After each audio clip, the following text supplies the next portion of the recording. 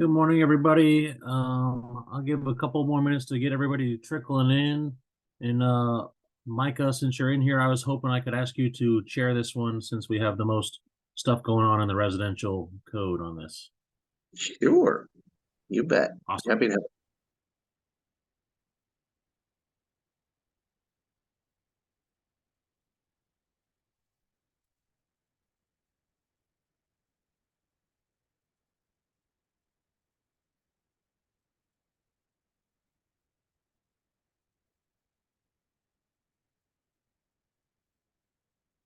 And as it sits, it looks like we're far from quorum on both tags at this moment.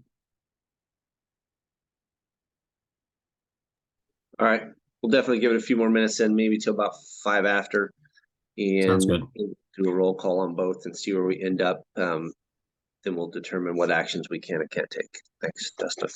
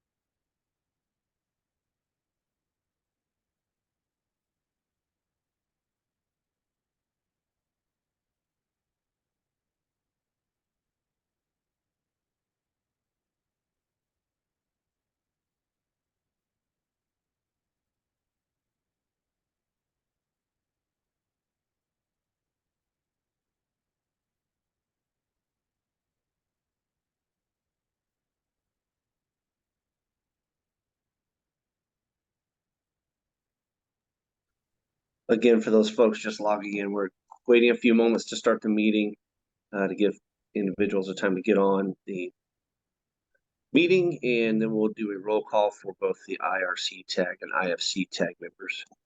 Thanks.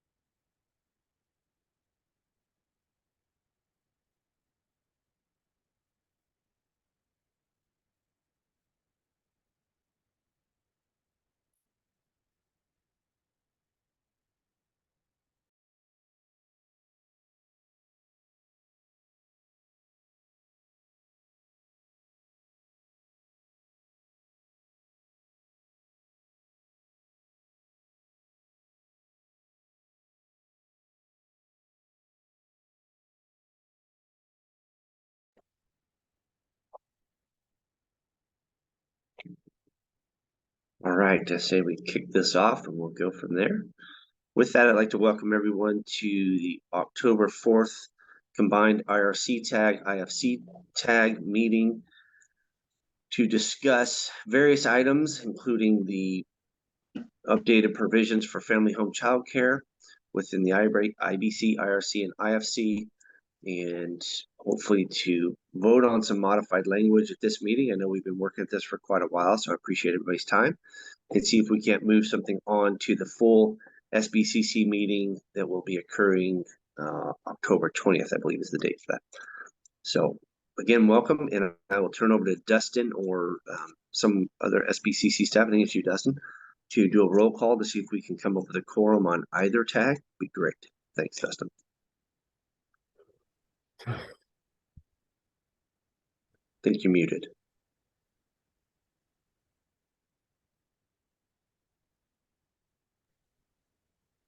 Still muted, Dustin.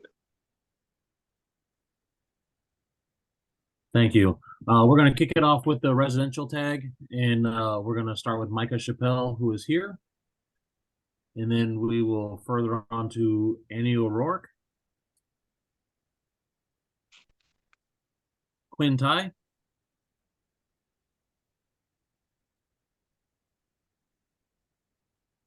And I see Quinn in the guest list, so I'm going to mark him here. Darren Graham. Here.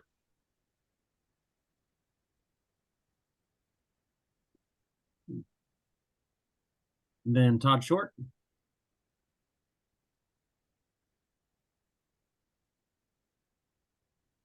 Ron Perkowitz. Here. Darren Watkins.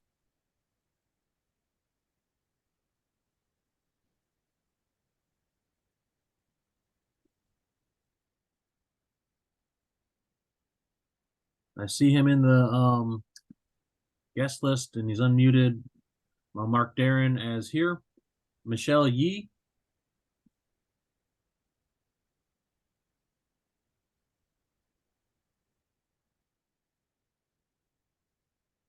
And Damon Doyle.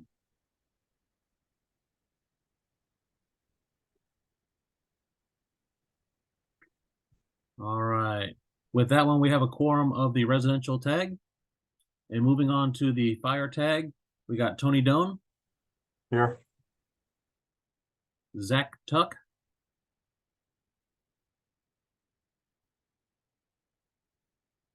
We got Quinn Ty again. I marked him as here on this one as well.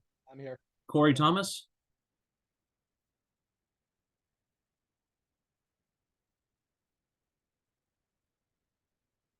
Ken Brulette.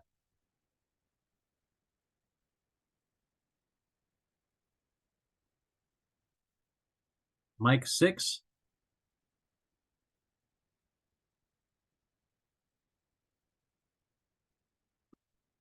Chris Seaman.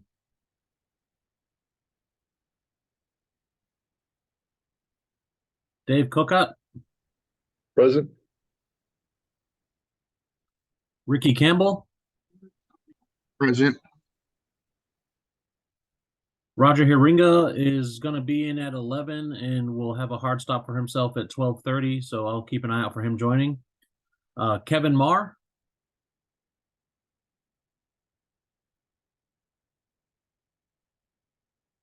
Paul Clark.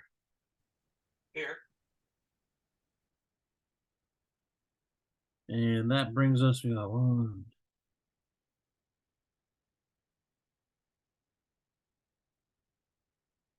So right now we are one short of a quorum with the fire tag. With Roger showing up at 11, we should have quorum then. And I'll let you know when I see him in the guest list.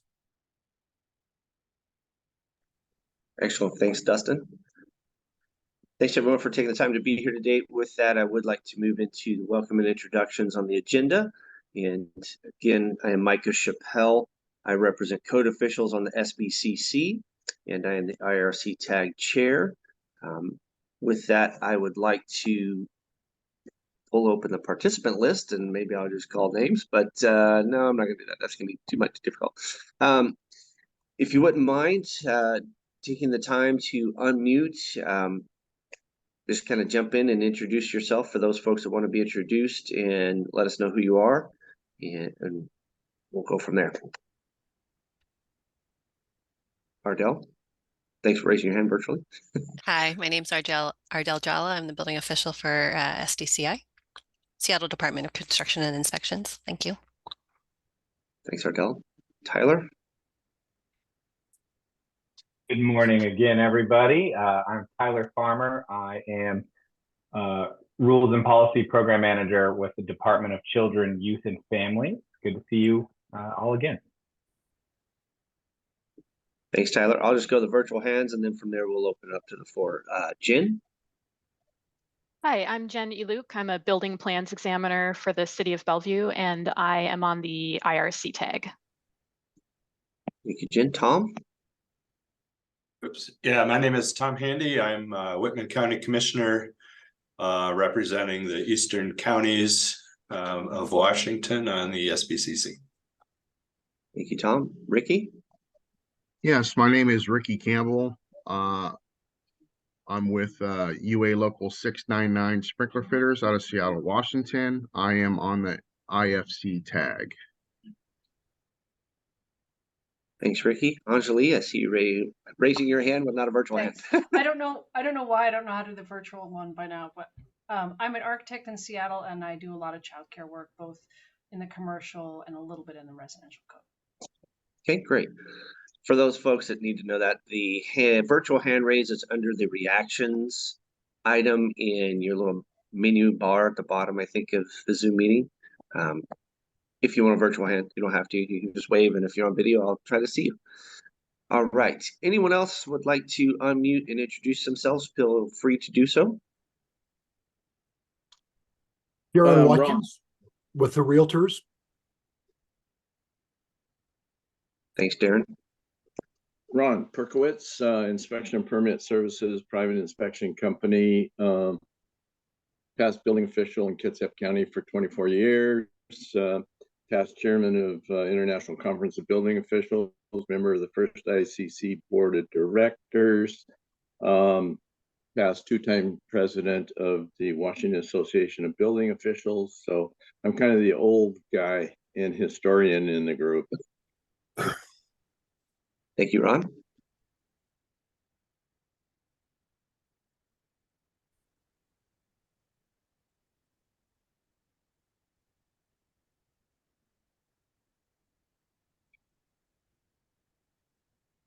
Sorry about that. I was muted. We did have an introduction in the chat of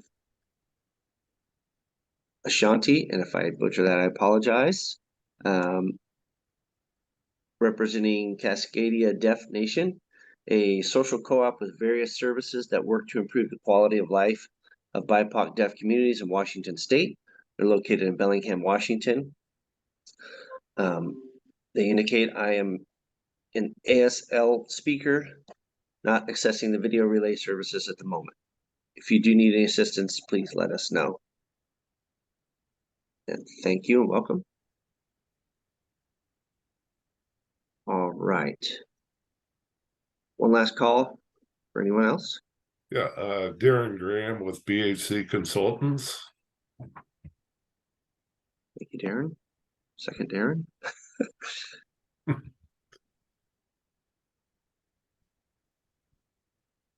All right, then we have Ashley Stallworth with Biofiber Industries. Some folks using the chat. Welcome, Ashley. Okay. With that, we're going to move into item 2 of the agenda. Welcome, everyone. Thank you for taking the time out today to discuss the topics. If the TAG members have had a chance to review and approve the agenda, I believe the IRC folks have a quorum, so I would need a motion from the IRC member and a second as well. And then we can get a vote, I think, that would count. And if there's any modifications, let me know.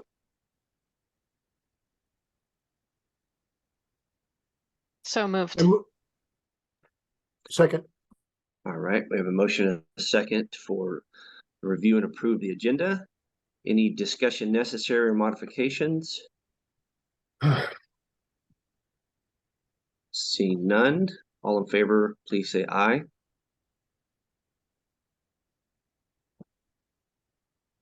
Aye. Aye. Any opposition? All right. Agenda has been approved. So I believe that the residential tag can approve a few of the minutes, review and approve the minutes. I don't believe we can review and approve the building tag minutes. Would that be correct, Dustin? I believe so. These are all over the associated with the rulemaking that we're embarking on right now. We did talk with the building tag a little bit about it, but I think it would be most appropriate to only approve the ones that have the residential tag included in the title. So okay. The B, C, D, and E would not be appropriate to vote on today. Okay. Unless I'm seeing a different version, you're saying C, D, and E would not be appropriate? Yeah, sorry, I did say B as well, but my bad. Okay, just want to verify. Do you want these individually approved or as a group, Dustin? I mean, they're all pretty much the same. We discussed the provisions of family home child care, and I was hoping to get them approved as a group to speed along the process. Okay, fantastic. I believe we probably do need to share them on screen, and maybe you're already doing that. Yes, I'm I've seeing got them prepped for us. Okay, then let's start with A, and then we will look to get, we'll just walk through them individually, but yet we'll get a motion on the group if that works. So,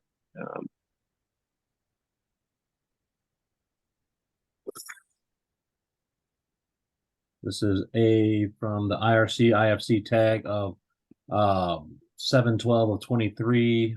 Well, I may not have that 100% correct. Let me go in order here, guys. I'm sorry. okay, no worries. So we're gonna go from 3/8. They should have been in order, but they are not.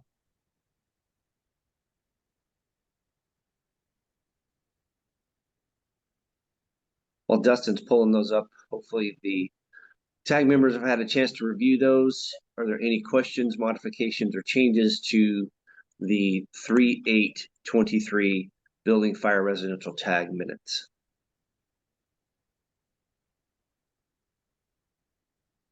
Okay. I will ask the same question on the item or item 3B 3/29/23 residential tag minutes. Is there any questions, comments on those minutes from the tag?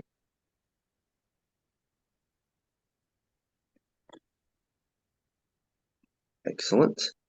Same question on 3F of the agenda, 4/19/23 residential fire tag minutes. Any comments, modifications?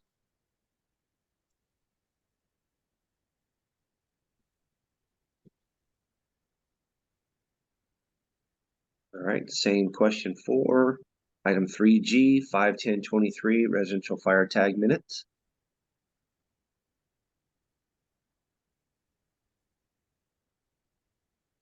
And if you are sharing those yet, Dustin, I am not seeing those on the screen. If others Oh, are I'm not, sorry. let me know. I've been getting them up on my screen, and they're I can see just not recording them. So glad you're able to see those, Dustin. But yeah, we're missing My that bad. out. I'm sorry. I can see him. I can see him. Dustin, I can see him as well. Okay. Oh, Then, okay. then it's just me, so ignore me. Rest of the group can see them. I'm pulling them up on my own computer, so we're good. And then last one would be item 3H, the 7/12/23 residential fire tag meeting minutes. Any comments or modifications? All right. With that, I would entertain a motion to approve the minutes of item 3A, 3B, 3F, 3G, and 3H.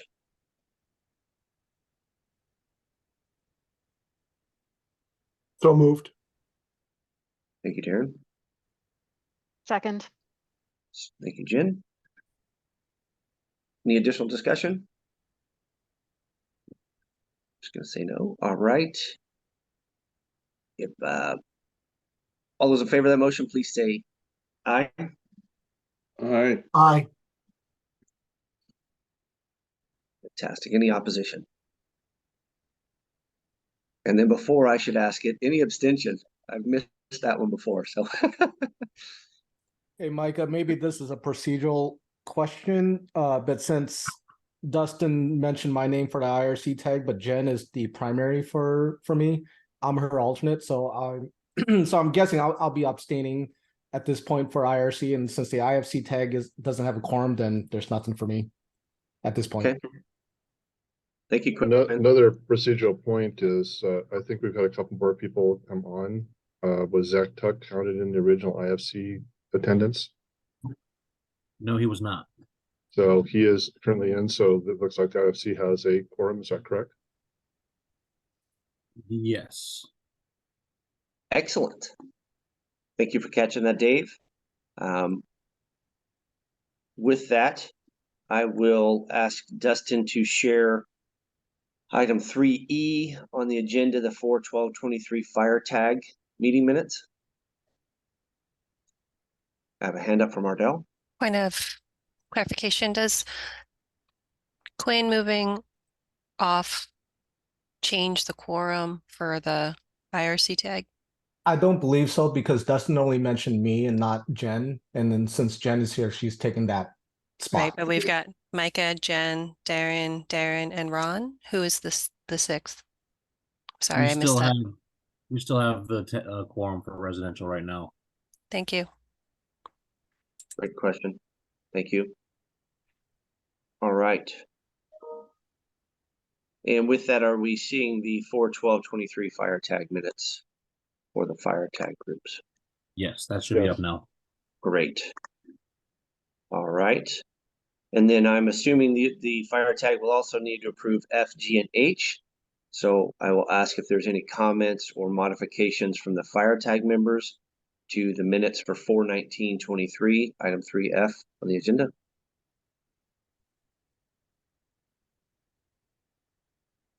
Seeing no virtual hands or and Mikey, ask the same question for item 3G, 5/10/23 minutes.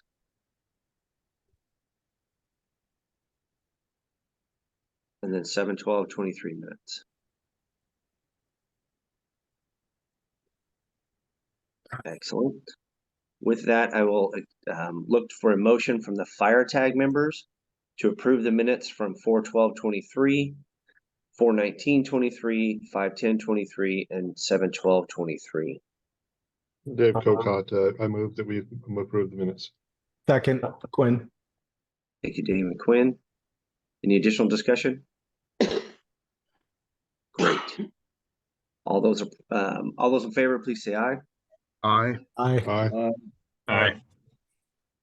I don't think I hear any opposition, but I'll ask opposition or abstention. Great. Thank you all. I appreciate us getting a quorum on the fire tag after all. All right, moving into item number 4. Pretty much why we're all here, not for looking at minutes. So I appreciate the time on the minutes. We're gonna look at current modifications to the provisions of the family home child care within the IBC, IRC, and IFC. I know there are some updated documents on the meeting link, so if you have a chance to go there and pull those documents up, and I am assuming that Dustin will be sharing those as well. And Dustin, are you going to be presenting something, or is that going to be one of the other Well, we got members? 2 documents here, and I was going to leave the code language document for a presentation from Ardell, and then we have some examples of home child care and plan view, which will be presented by Anjali. Sorry, and Ardell, do you think it would be best to present the language first or the examples from Anjali?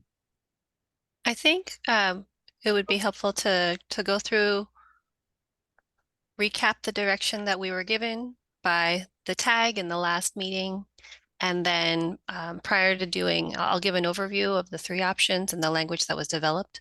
But prior to sort of doing the deep dive relative to that, I'd like Anjali to go over some example plans so that as we go into sort of the deeper dive, you can have a general feel for the type, for what we are seeing, at least within Seattle, of what the layouts look like and how these potential options for code language would impact these designs. Does that work for you, for the tag chairs? Works for me. That sounds great. Awesome, thank you. Okay, so again, we've had this back to the tag a few times, so we appreciate again the continued feedback and collaboration with both tags. The family home child care capacity waiver is something that is has been put into law at the state level, and Tyler from DCYF has presented in past meetings proposed changes to the WAC to provide some additional enhancements for offering the waiver. However, the conflict has been whether those, as the code currently stands, a family home child care receiving the waiver would need to go into the building code. These proposals are to maintain family home child care within the residential code scoping and still allowing an increase in the number of children. So from the last tag meeting in July, We were asked to develop language for 3 different options. One was that option 1 is sprinklers required and a fire alarm is required. Option 2 is sprinklers are required without a fire alarm requirement. And option 3 is sprinklers are required, and there is an exception that's been drafted that allows limited travel distance and requires a fire alarm as long as the family home childcare spaces are within 4 feet of grade.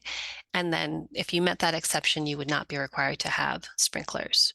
And so I'd like to walk through some of the changes that we've drafted for the code. And Dustin, if you could scroll down to smoke alarms, which is on page 2.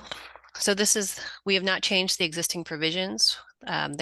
This is the first enhancement. We talked about this last time. It was smoke alarms and heat detectors shall be installed in accordance with IRC 314. And we asked for an additional heat detector in the kitchen of a family home childcare, again, identifying, associating that with where the hazards could be. I have added some clarifying language with the requirements of new construction per IRC 314, and I just wanted to make that clear. Again, as we talk more about what are the base provisions, that the location of those is per R314 would be smoke alarms in the dwelling units, heat detector in new garages, and those need to be located in each sleeping room, outside of each sleeping area, one on each story. And then there's specific language in that is napping areas of family home childcare. Those are required to be interconnected and have a battery backup. Are there any questions on that? I think this is just more of a clarification. And then Dustin, if you want to scroll down to the next page, please.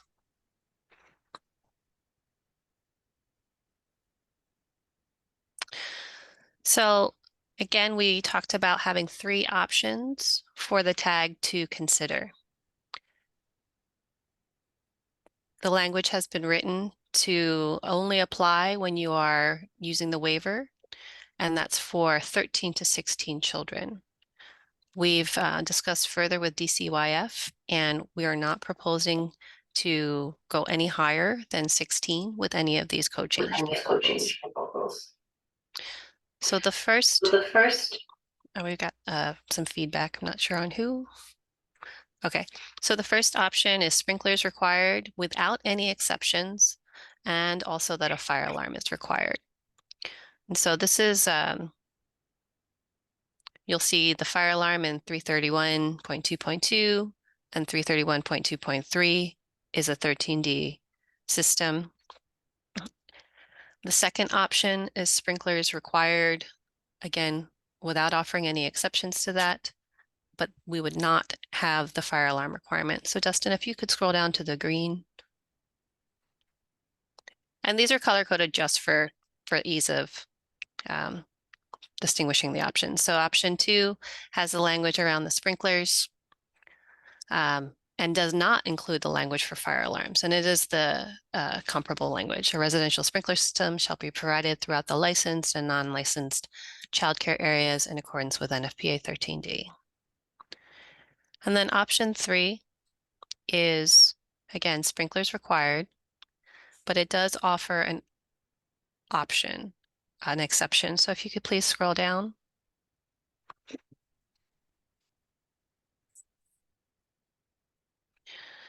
And this we've said as subject to approval by the code official. A sprinkler system is not required where all of the conditions are met. And that would be childcare areas are located on a floor within 4 feet of grade level. We set a travel distance limit of 50 feet. That can be discussed further. And then egress from childcare sleeping areas must have direct access to an egress door and may not pass through adjacent spaces. And so this is,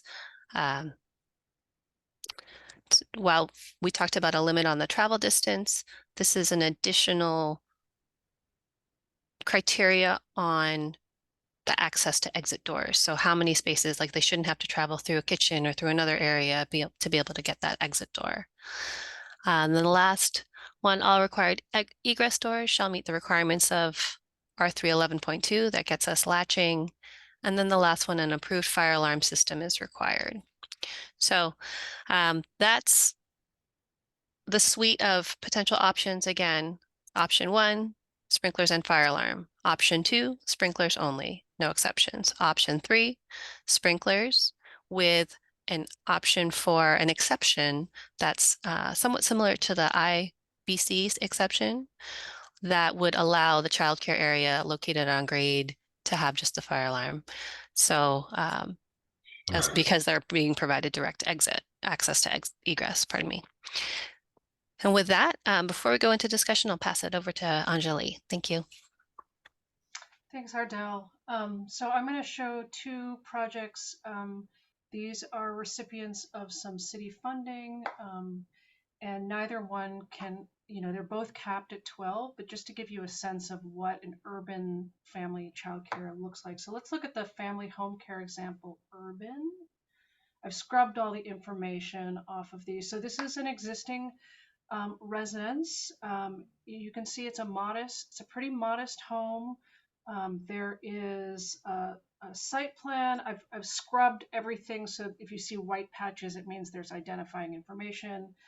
But this is a typical urban lot. I think this is a small lot, so it might be, 35 by 100, or maybe I think it's narrower than 50. And as is typical with these kinds of spaces that I've seen, the childcare tends to be on the ground level or basement level with living above. Next slide.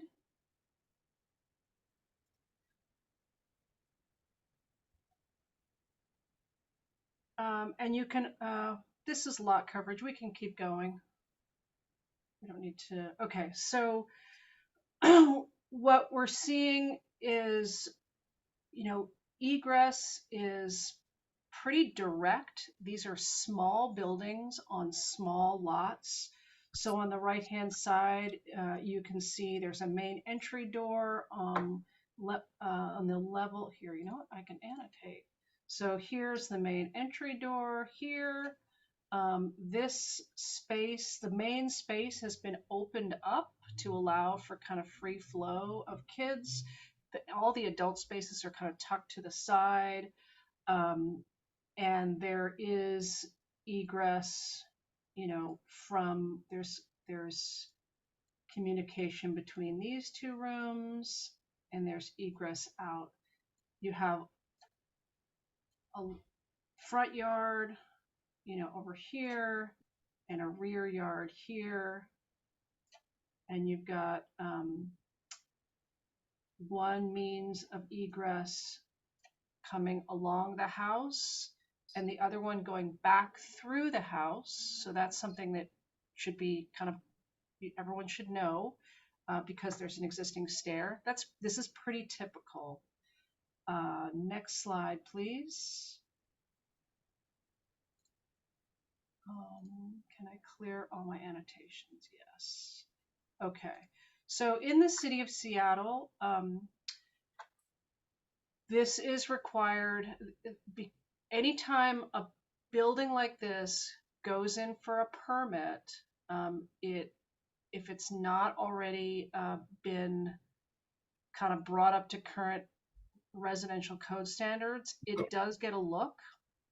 So in the city of Seattle, this was a sub-alt to make some small changes. So, can we go back one to the previous slide? So some of the changes that happened as part of that substantial alteration were emergency egress windows from the upper story. The upper story does not accommodate any of the childcare. The additions were up to current seismic codes, accessibility. Any new work is accessible. Let's go. And there were, this is an old house, so there were some oddball things, like the kitchen exhaust was re-entering the house, you know, so we just, you know, if it gets touched by a building department, you know, things that are not really a good idea will get corrected. So I think that's a good thing. If we hit the scrubbed plan set on the other sheet, and just give you all another example. So this is another similar small scale childcare. So again, a small residential lot, play in the backyard, main entry here. Next slide, please. This project was not looking for, and next slide, was not looking to increase the numbers. I think it's too small, but it gives you a sense of, you know, here's the main entry. All of these spaces here are adult only. So the kids are in a large contiguous room. So this is where the kids are. This is a few steps below grade at the backyard. So there is a set of half steps over here that the project went away. So we didn't complete the documentation, but we have an egress at grade here, and then you have egress, you know, through the sides. Any questions about these examples? Anjali, where would the sleeping area be for this example? They will just take mats and put them on the floor. Okay. None of these small centers have room to have a separate napping room. They will just take cots. And that's typical for a commercial center too. You know, often they'll take nap cots and just put them out in the classroom. Just because nobody has that, like an extra napping room. It all happens in the same place.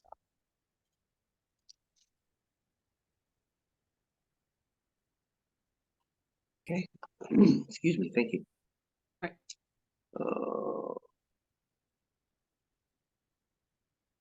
Sorry, I'm just reading the chat. Dustin, was that something we need to address? You're just answering questions.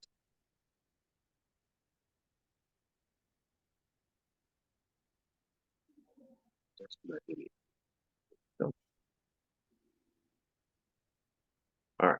No, I'm just answering questions for folks, and if it's appropriate to call for public testimony, that says at your leisure.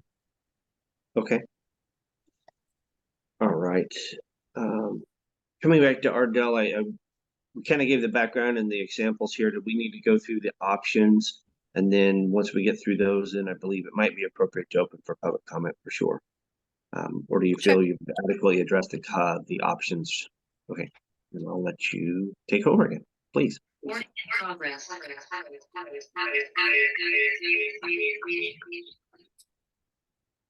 Dustin, can you please go back to the code language?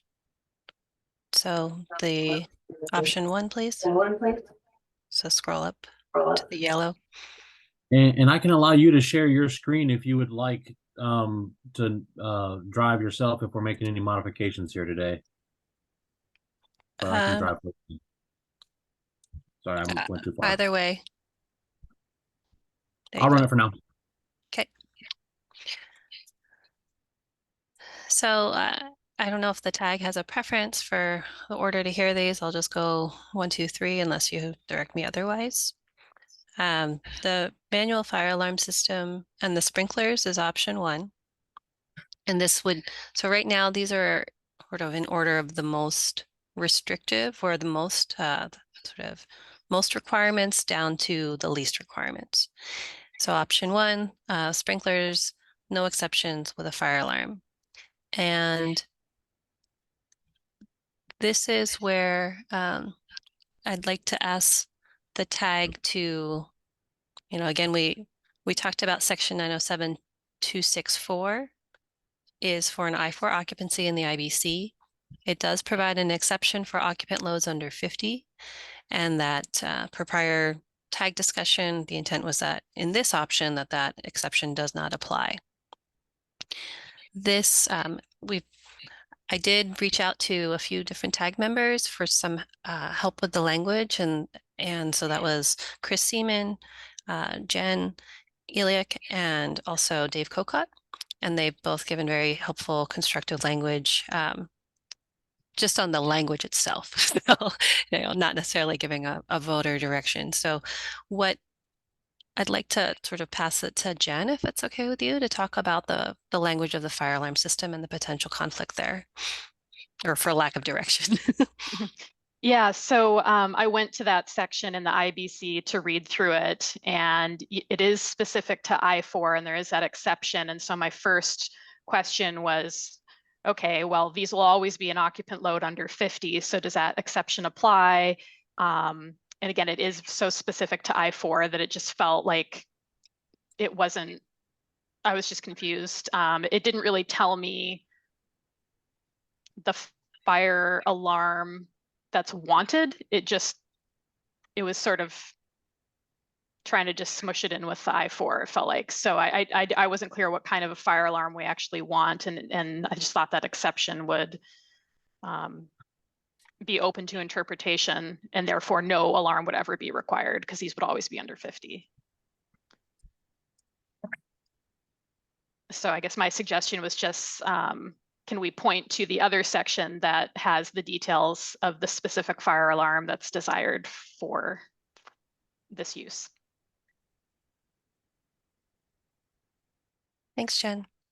And I'd like to go ahead and when we say what are the specific requirements, what that language in the in sort of the bubbled, the comment is language out of 907-264. And that says, it's the charging language, right? So a manual fire alarm system that initiates the occupant notification signal utilizing an emergency voice alarm communication system, meeting the section requirements of 907-522.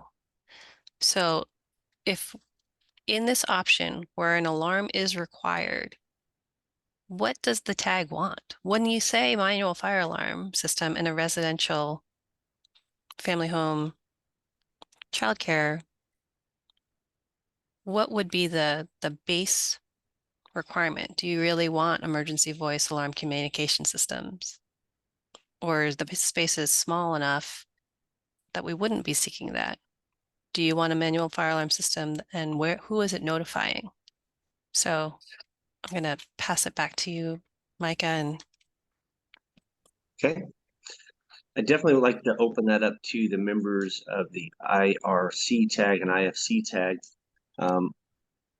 But I'll just share my opinion right out of the gate. I don't think this option is the direction I would like to see occur, because that section doesn't seem appropriate at all. In addition to that, the charging language of 907.2, the title is where required in new buildings and structures.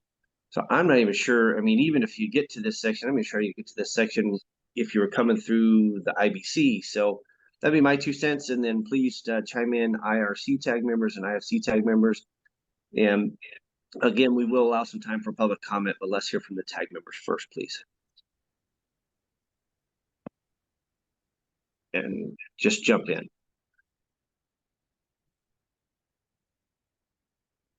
Well, this is Dave Kokot. I do concur that, referring it back to 907.2.614 does create a confusion.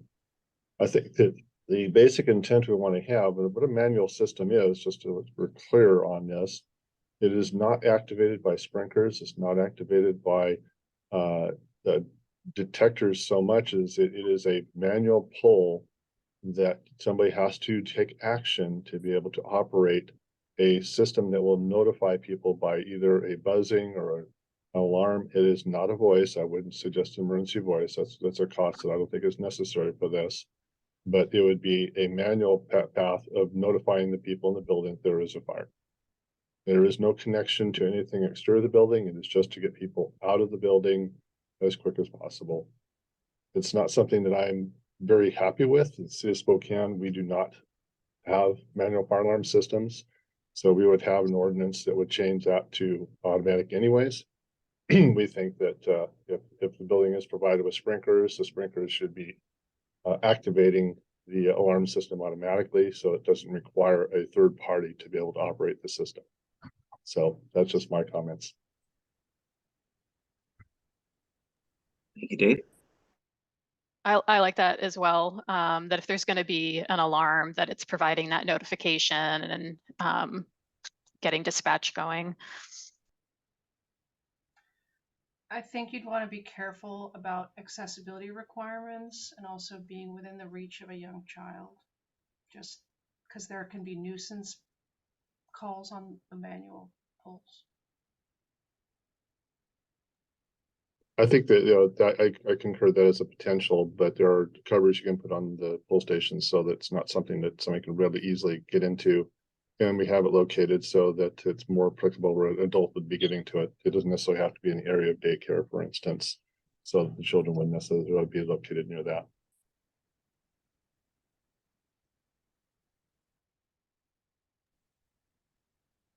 So, Dave,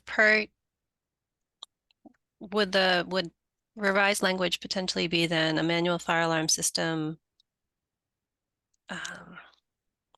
Sorry, I'm struggling on how to capture the intent, which is a system that's notification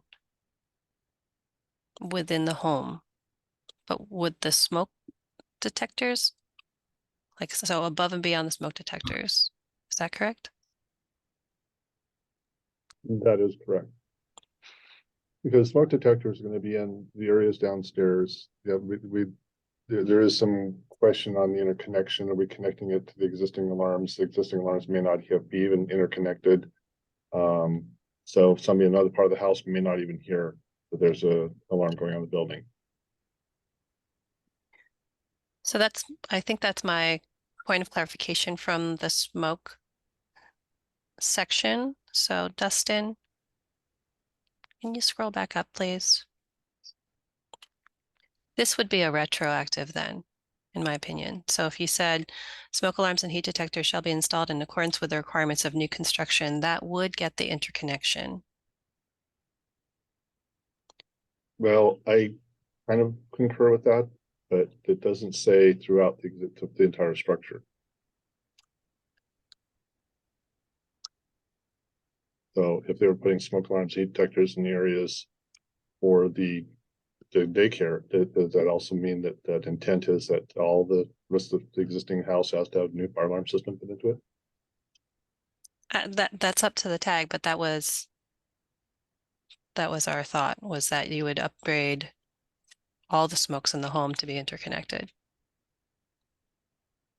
I agree. And I think to me, that's how that reads, because that's what that section gives us once you get into that section.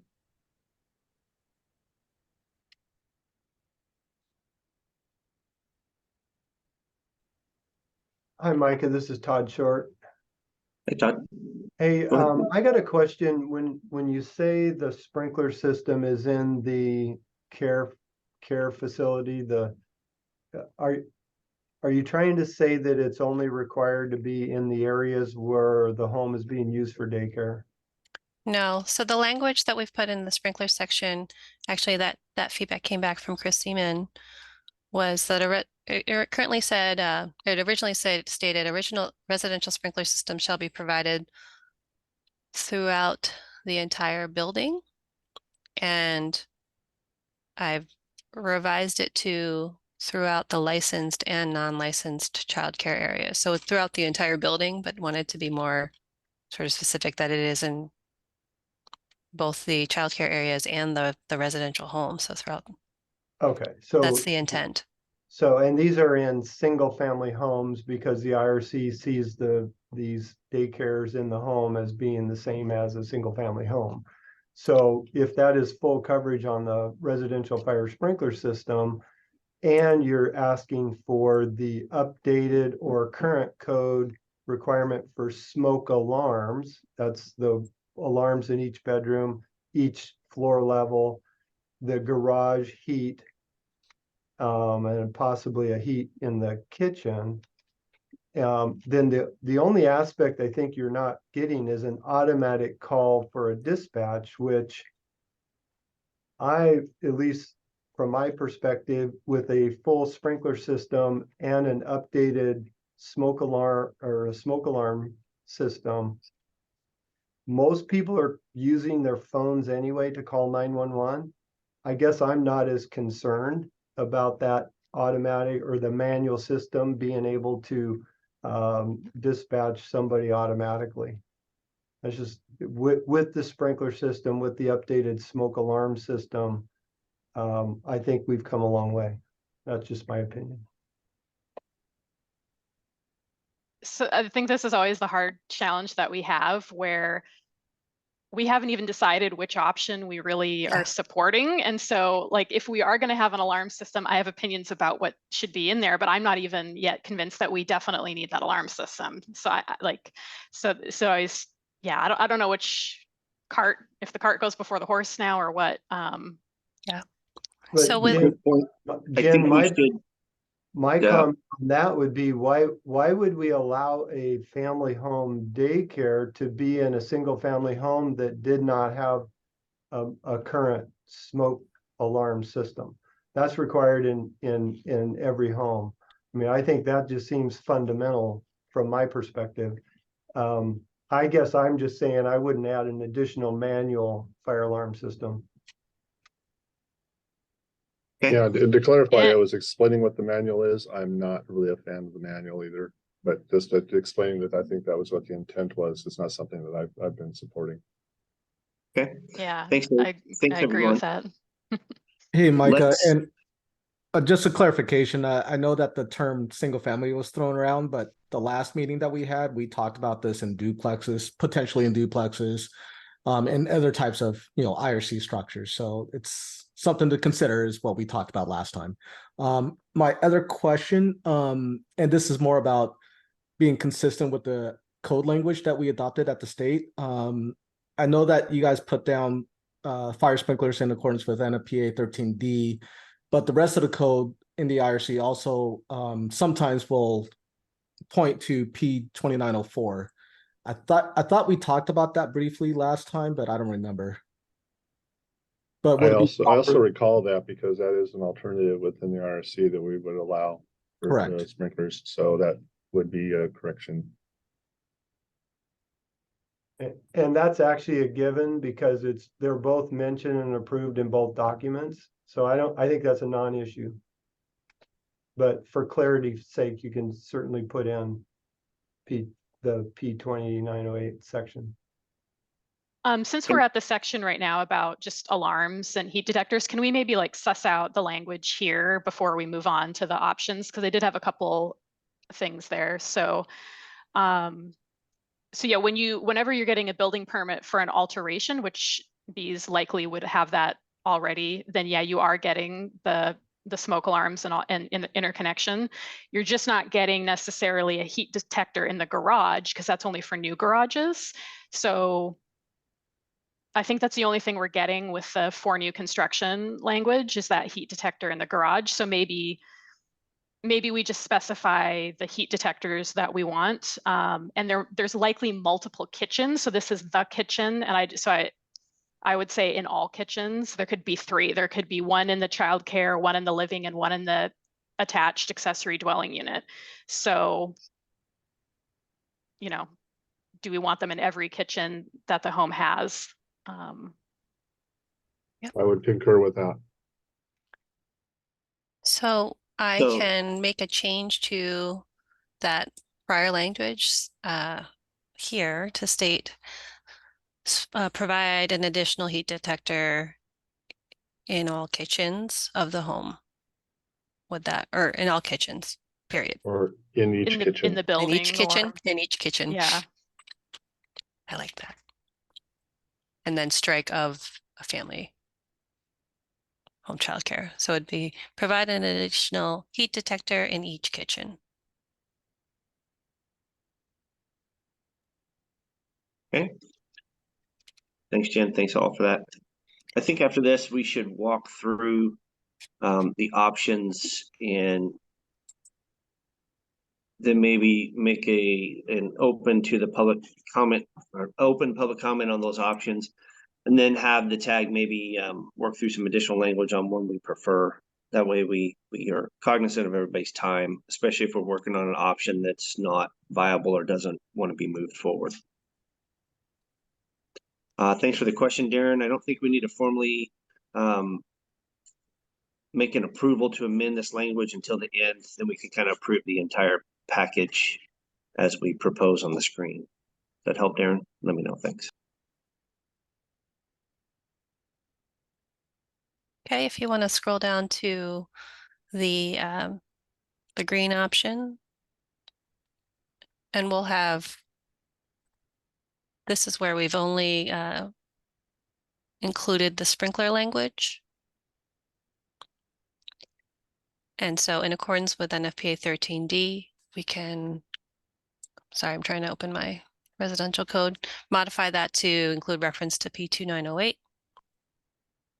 If that is the desired clarification. Sounds like it is.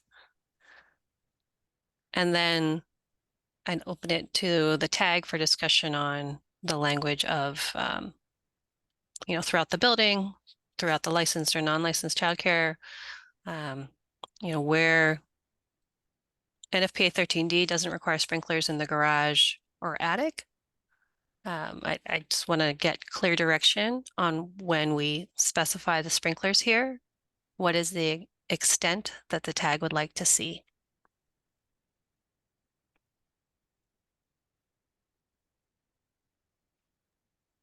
I'll jump in.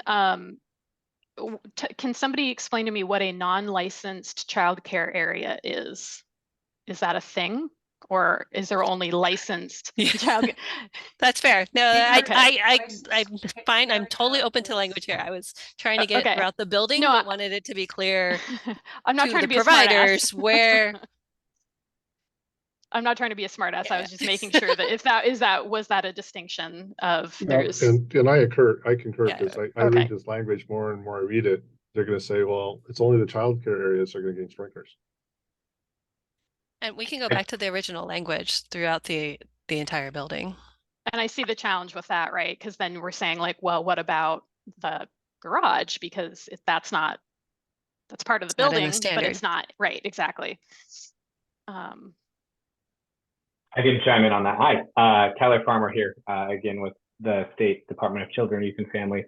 And I think that's a great question. We do divide essentially the premises into licensed and unlicensed space because there are certain areas that either cannot be licensed for childcare or the provider simply does not want to license, which is usually living areas, areas with a hot tub, stuff like that.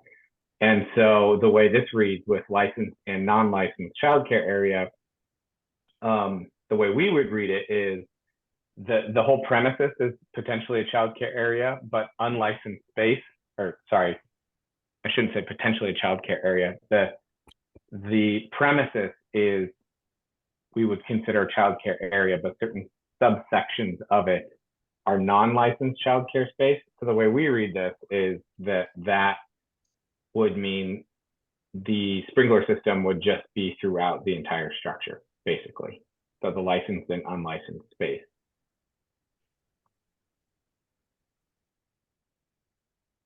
Yeah, I kind of get that, but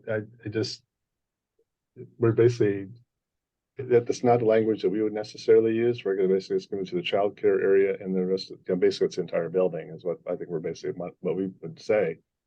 Okay. Do we have to say licensed, non-licensed? I don't think that's really necessary. Yeah, That's and fine. we absolutely would defer, sorry, Ardell, we would defer to your interpretation of this language as well, of course. So that works for me. Thank you. Yeah, Or and we could addressing also the just strike- garages and stuff like that, it's in accordance with NFPA 13D or P2904 that those other exceptions would be included in that. We don't necessarily have to put those exceptions into this language because it's already in the standard for the sprinkler installations. Yeah, I was going to say that's redundant language.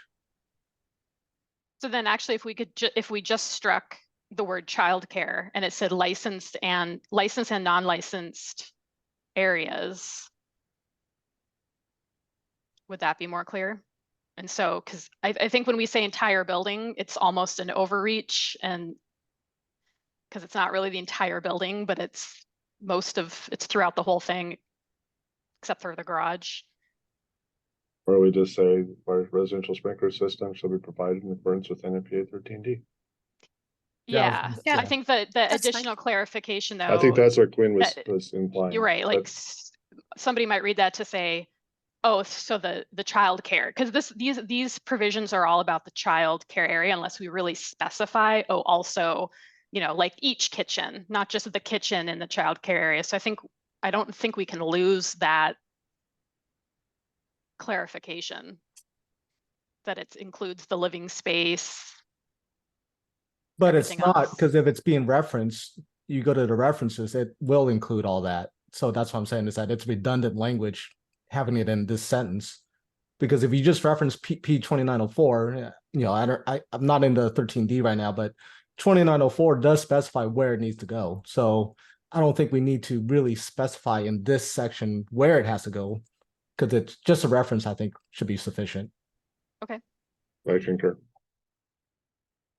So the change would be a residential sprinkler system shall be provided in accordance with NFPA 13D. And I think we need to still find the language. I apologize. I haven't pulled that up yet.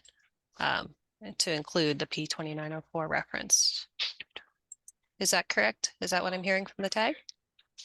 That's what I'm proposing. I agree. I'm hearing that, but I wish it wasn't in accordance with. Maybe it's complying with. In accordance with this similar language, Micah, in other.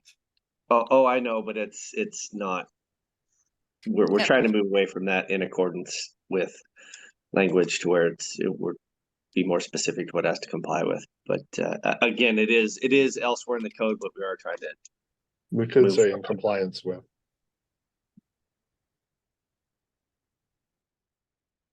When you get to P2904, it immediately says you have to you can comply with that or 13D. Are they exactly the same, or if you, how do you There are some comply with subtle both? differences between the two. So we do want to make sure we refer to both. So then I think we want to be clear about what we're referencing, because I don't think we can reference both. You either comply with P2904 or 13D, right? So in the IRC, the P2904 and 13D are equivalent. You can utilize either and be compliant. So I'd like to propose language that's in R313.2.1 currently, which states automatic residential fire sprinkler systems shall be designed and installed in accordance with section P2904 or NFPA 13D.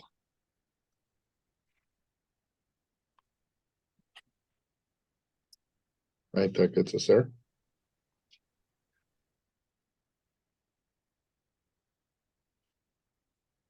I realize that's just townhouse provisions, but we're using I'm coding the base code language here. In what So section was that again for my notes? R313.2.1. It is currently stricken because this is within the townhouse section, but the base code language is automatic residential fire sprinkler systems shall be designed and installed in accordance with section P2904 or NFPA 13D. Okay. I'm trying to read through P2904 to see what you're saying, Quinn. It does specify areas within a dwelling unit. Is this licensed childcare area considered still part of the dwelling unit, or is it separate? I would Nobody consider probably it has part had of to it. decide that. Yeah. Yeah. No, I would consider it part of it. Yeah, I think that's the basic intent of the in-home daycare. It's a dwelling in unit the that has a home. daycare in it. Yeah. Okay.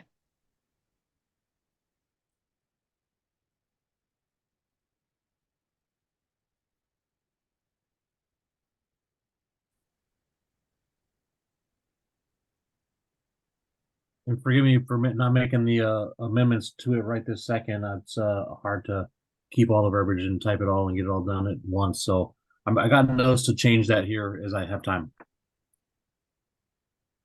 I have a question. Are we excluding a 13R system? Because a lot of these are in, single family type dwellings.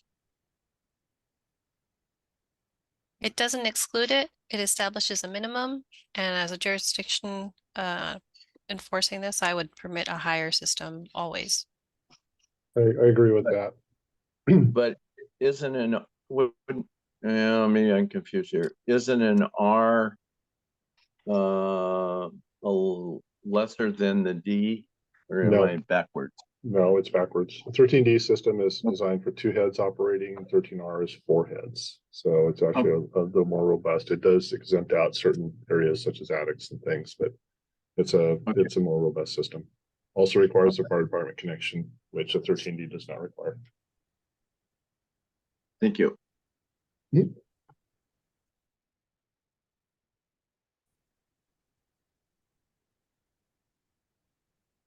So for all options, then I would go ahead and make that change that Dustin is currently making in this language.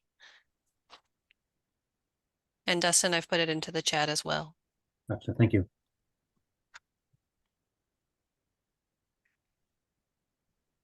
And going back to Jen's question, so confirming that relying on the standard language to get the sprinkler system throughout the building. Licensed childcare areas, non-licensed childcare areas, we're relying on the standard that it's all within the dwelling, and the childcare areas, because we're in the residential code, this is an in-home and that's still part of the dwelling unit. And that we would still be allowed the exceptions for coverage that are within those 2 standards.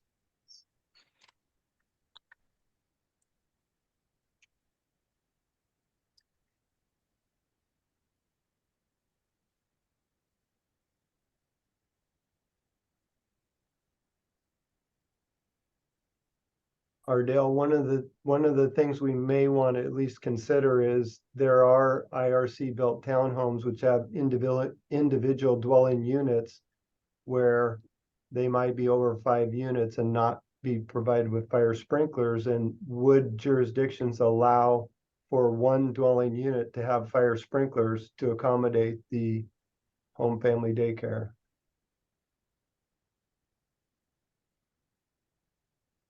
That's definitely a jurisdictional decision. I think in our jurisdiction, we would say only the dwelling unit that was affected would have to put the fire sprinklers into it because they are structurally separated. I'm very supportive of that position, Dave, and maybe that should get embedded because I think that allows for a proper coverage of that dwelling unit as well as allowing the family home childcare to be in one individual unit within a multi-unit IRC townhome. Yeah, it's definitely a different exception or a clarification. I'm not sure how we word that in there, but I kind of understand where you're going. That's a good point. This also means that we're not going to get any coverage in an accessory dwelling unit because this is standalone to the dwelling unit now. It's not actually the entire building anymore.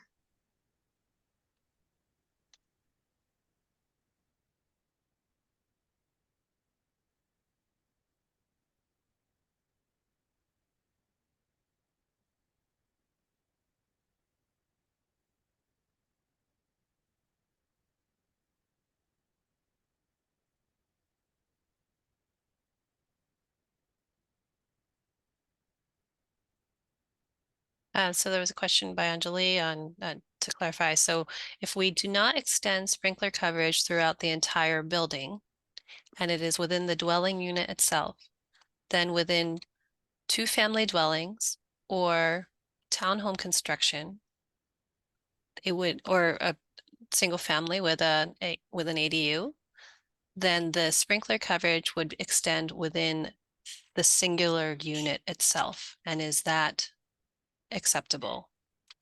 there is separation by fire rated construction to those other units. So for 2-family dwellings, oh, sorry, not necessarily, thanks, Jen. So for a single family to an ADU, we've got a couple different conditions here. With an existing construction, there is existing language that allows that to not have fire rated separation. So we're talking about a single family with a ADU in an existing structure would be permitted to not have fire rated separation as long as there are interconnected smokes. And as you probably are all familiar with, that it does not require owner occupancy. So in that situation, Jen is correct. You would not get sprinklers in the ADU. In a duplex, there would be fire rated separation. In a multifamily, or sorry, in a townhome, you would get fire rated separation. And that would be either 2-hour or 1-hour with sprinklers. So that's those are the variations I can think of right now. So the one path is to leave it as we stated and accept that. Yes, it's within the unit itself. Another path is to say throughout the entire building. And I think that's maybe what you're getting towards, Jen, is do you want that additional coverage? Yeah, and then if we're talking about like I'm thinking about ADUs, if we're talking about townhouse, this entire building could be interpreted to mean all of the dwelling unit, all 7 units in that building, which is, yeah, not what we want. And you could leave it to the jurisdictions. Or, so the yeah, base language would be right. to allow it within the unit, and then a jurisdiction could decide the extent. Yeah, an accessory dwelling unit, I mean, it's technically a separate dwelling unit, but it's also accessory, right? It's still somehow part of the main single family residence too. Or we could specify attached ADUs or something.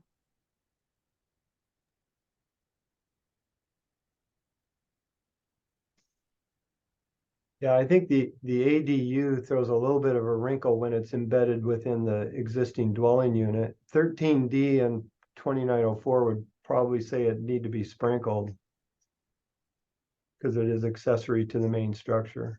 If it's separated, then it probably wouldn't have to be, obviously. I was more wanting to make sure because last time we were talking, we were saying, well, maybe some of these multifamily structures would be really good candidates for having these daycares, maybe not up to the numbers we're talking about now, but just allowing for a properly separated unit to have fire sprinklers on its own, I think is probably a good thing. Yeah, when I would not interpret this to mean that it includes the accessory dwelling unit because it specifically says to protect all areas of a dwelling unit. And it's italicized, to point back to the definition of dwelling unit. So that is accessory, but it is a separate dwelling unit too, right? Depends if it's Yeah. fire separated. That's the key. The separation though would be the problem. Yeah. I mean, the base IRC says you should sprinkle all dwelling units, so. Yeah, which we'd really love to see adopted in the state, but that hasn't happened yet.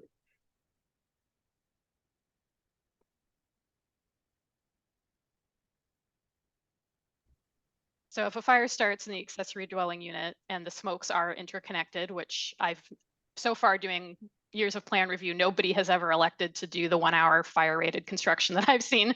It will set off the smokes in, the whole other dwelling unit, including the childcare. So that's good. And it's basically treating it as one structure. Yeah. So is it it's more dangerous in the sense that there's no visibility, right? Nobody really is aware of what's going on in the other dwelling unit. But is it really that much more dangerous than the living space kitchen in the main dwelling unit? Right? I don't think it's that much more dangerous. There's just less awareness maybe of what's going on over there.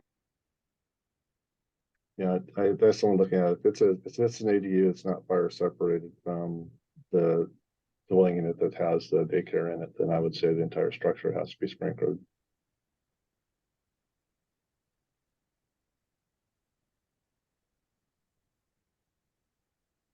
So then I think we get back to saying where the sprinkler is installed, you know, do you just go ahead and specify? Do you just say the entire structure and hope that they understand that that means the exceptions all apply in that section, the closets, the garage? Or do you specify, you know, if within the childcare, the non-licensed areas of the home and any accessory dwelling units?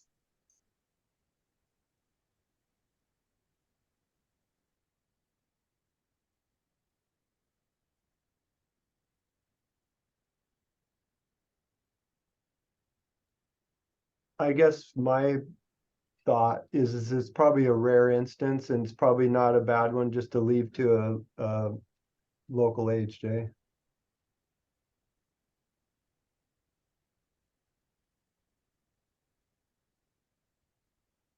Yeah, I'm kind of in the same thought, Todd, because it's just I don't want to put such language in here that people just don't understand where to start. At least we can get to this point if they have those specific instances.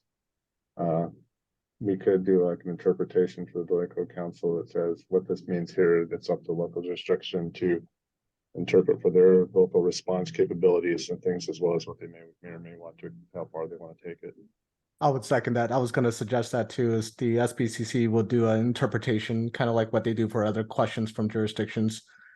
And then they would just, you know, what happens in a situation where you have an ADU, you know, and then just write what the intent of the language is for. Mm-hmm.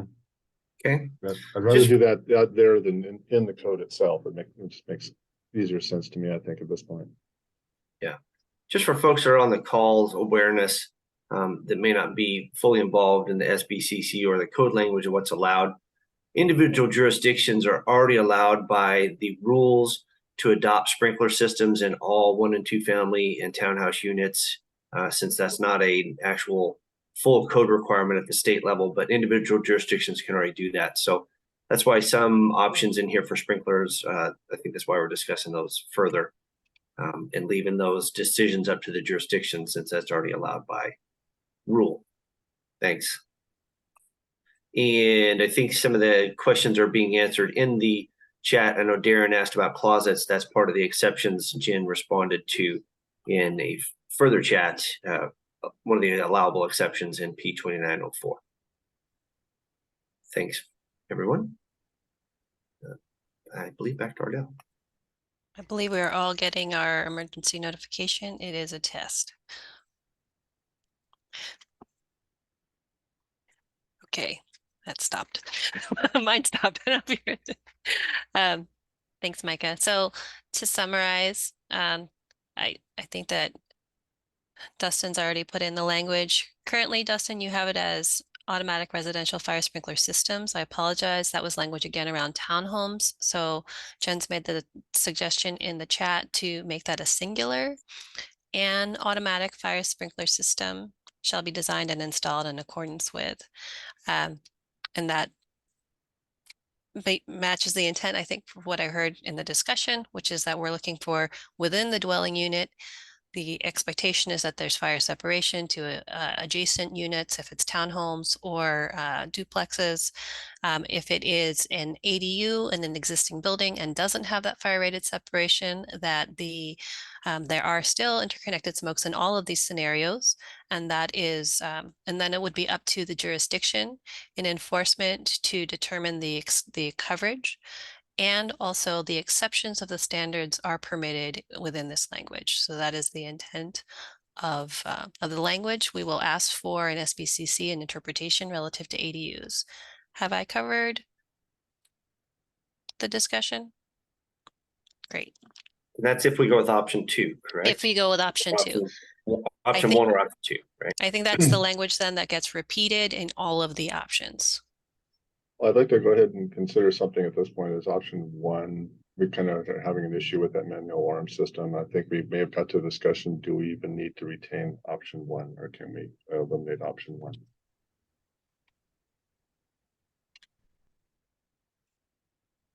That's a good question, Dave. If we can, do we go through all three options? If we haven't, let's do that. Yeah, we haven't gone, let's do that. I agree. Let's do that first, but keep that in mind. Okay. Thank you, Dave. The last option, if there's nothing else on option 2, the last option would be to, again, change the sprinkler language in option 2 to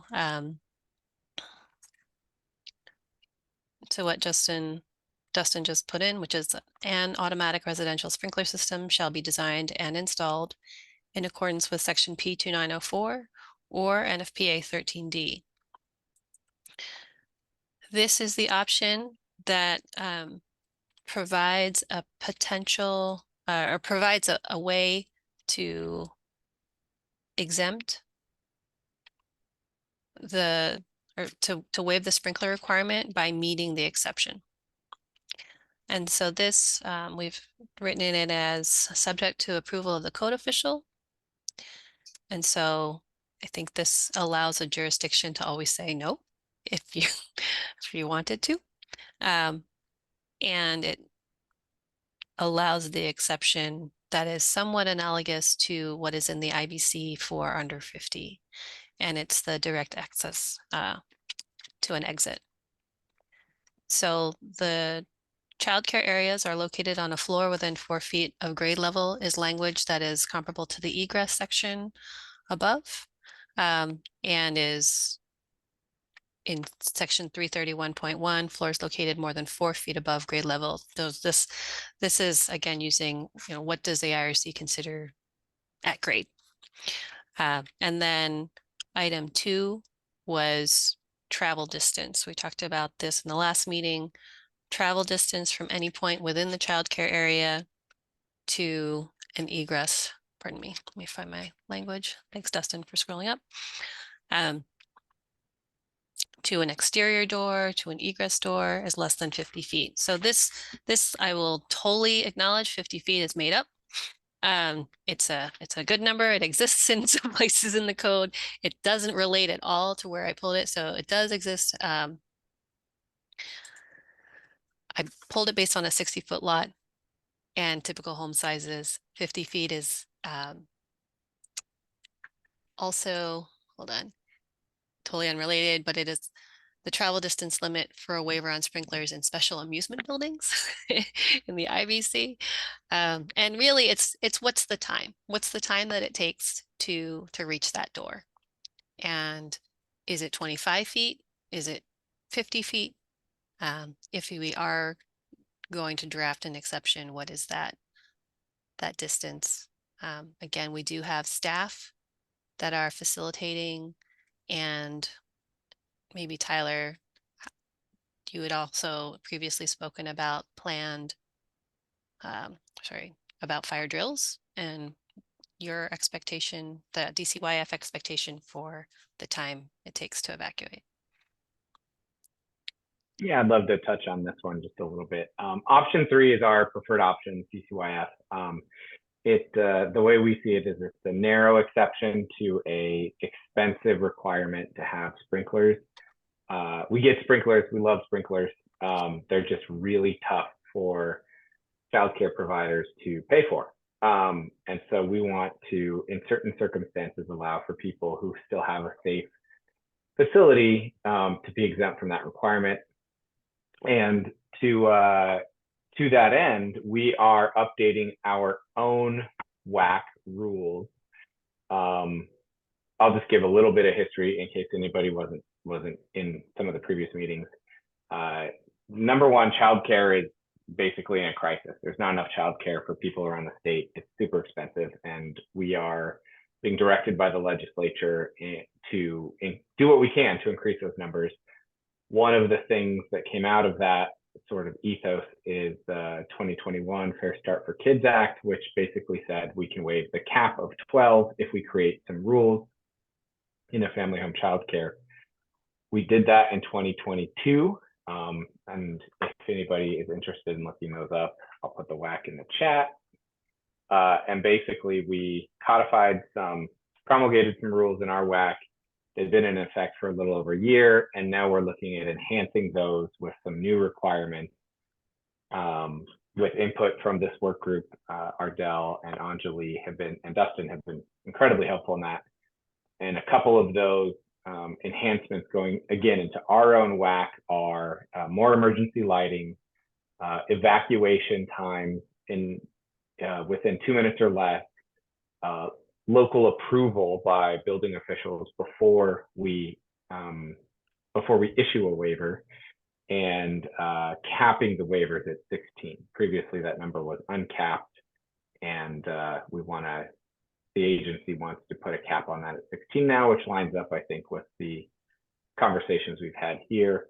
But the gist of it is the number one safety measure is going to be ratios and staff. We're going to have staff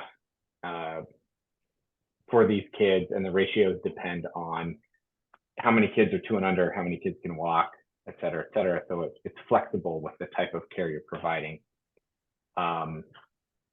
And we're going to be going ahead with our enhancements in our waiver code, kind of regardless of what this group does, but we would really like to see maybe a little bit of flexibility by way of option 3 with the building code, so people can, in certain circumstances, stay within the residential code and have a little more flexibility. Thanks.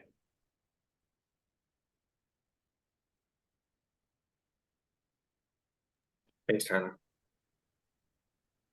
Sorry, Jim, are you unmuted? I was just going to ask the fire tag folks what they think about the 50 feet, just in general.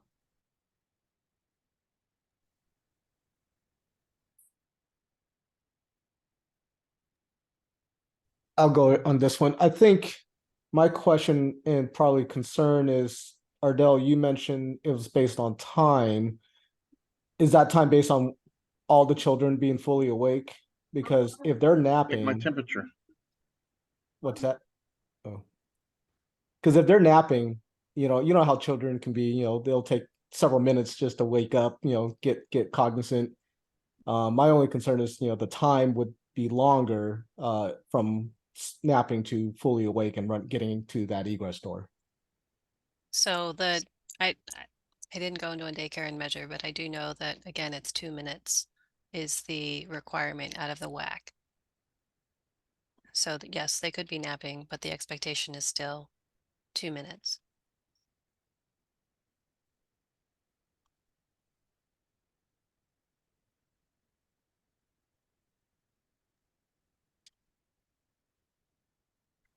I guess from my standpoint, my comment is actually related to 2 and 3 together, because 3 to me does not make sense. I have to have a direct access to an egress door, but not pass through adjacent spaces. And one of the examples that was shown to us showed there were like a couple rooms on the upper part with one door that came down into what looked like probably was the living room. So they were going through another room to get to that exit door. So I don't think that one would have met that requirement. The way that I read this here. Is anybody else seeing it that way? None of those rooms had kids going through living spaces to egress. So there's 2 examples, Anjali. The first one had all the spaces had direct access. Right. I had no problem with The that one. The second one did not. And so that's why I asked that. And Yeah. I put this in based on your concerns about going through adjacent Yeah, spaces. so there was a front and a back, and those are they're both direct outside. Do you want to pull those up? Yeah. Yeah, I agree. The first one had direct exits out of each one, which is where I'm looking at. This one right here is one I had concern Yeah, with. so I'm seeing this is an egress. And that But is an you're egress. having, where is the daycare Right. area? This is all daycare. All of this. This But is also sleeping this is areas. This is the kids' bathroom. They sleep here. Yeah, okay, I see what you're saying. So they have to go through. They Kitchen. do have to go through another room. It is Mhm. part of the licensed care area. And Although that's the a- other that's a- side is not really a separate room. It's just sort of where they're going to put their shoes and like, is that a Yeah, separate room or is yeah, that this part is of the like- sleeping area? This is a cubby area. I mean, this project never happened. There actually right now there is a wall here with a door. So strictly speaking, even though this is all licensed space, so that's your licensed space. Correct. They would have to go through, it's all connected, but they would have to go through another room. And these guys, I don't think would ever qualify for more than 12. They're just too small. So, Yeah, I was so just this looking would at the be where general it doesn't layout of apply. it. Yeah, so it would, this one would not comply if I was You're right. reading the Yep, code language yep. and is allowed. And I would be fine striking the sentence, but I wanted to offer it to the tag to address any additional concerns. So here, I would say that, so Anjali, if that wall didn't exist that you just drew, but so between the room 26 and room 25, is that a direct door to the, are there two exits there, Anjali, or does that go back into the house? There's just an exit. Whoops, yellow's not that great. There's an exit here, and then there's an exit here. Right, so I would allow sleeping within rooms 26 and 25 if those were considered sleeping areas, as they have a direct exit. They don't have to go through the kitchen, they can go to the right. However, I would not allow it in with this language in the spaces that are here at the top of the page, correct? Agree. Yeah, and this is all adult space. This is adults. So that's all, there's no kids in there. So that was the this was just draft language to offer up to the tag for consideration. Do you want to provide an additional criteria on where children are sleeping?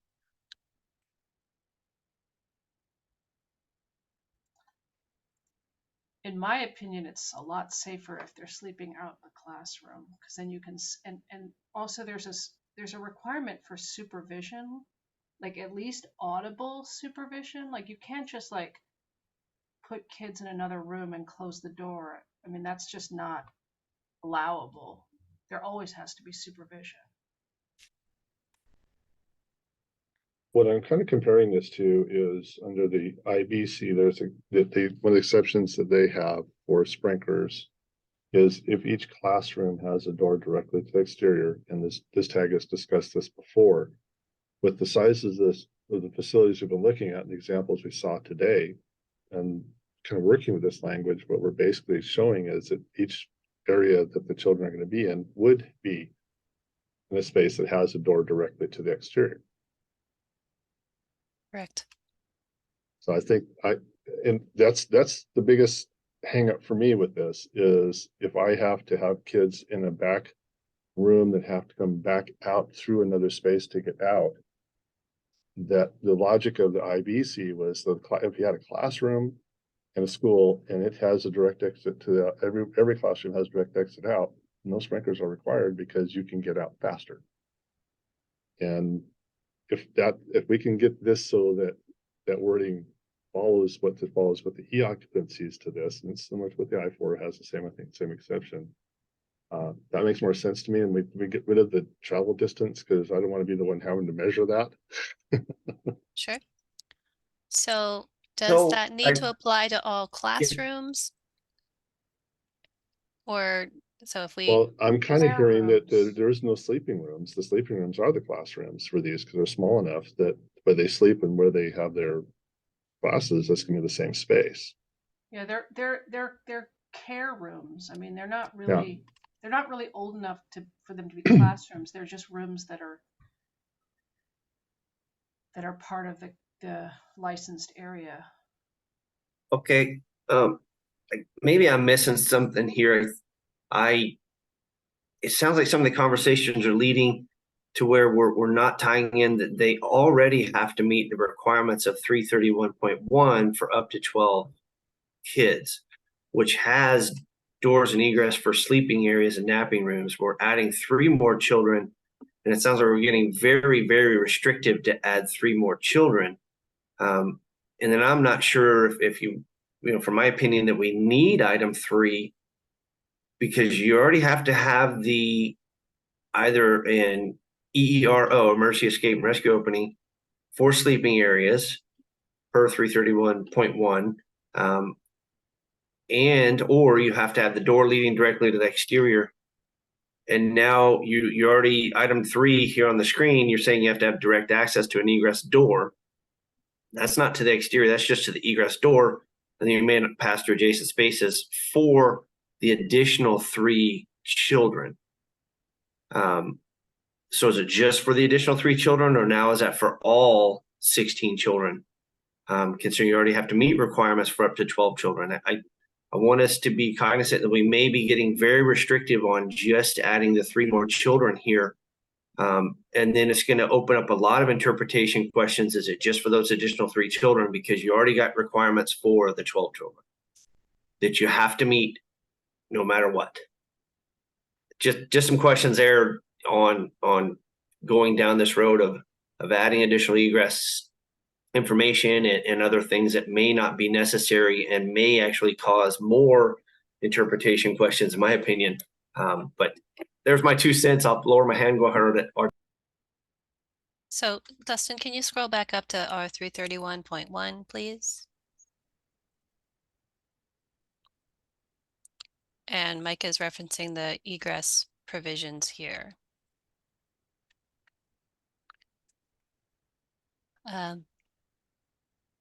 So the first section is basements located more than 4 feet. And this would not apply to those. And then it gets to the second part, which says every sleeping room or napping room in a family home childcare shall have at least 1 EERO. And the exception is sleeping or napping rooms having doors leading to 2 separate means of egress, or a door leading directly to the exterior of the building. And so if we were to kind of crib the language that already exists in 331.1, it would be replicating this door leading directly to the exterior of the building. I think that best aligns with the E exception, which is I've got a classroom and it's got a door that goes directly outside. And so I think to restate, Micah, what you're saying is, do we need to add this additional restriction of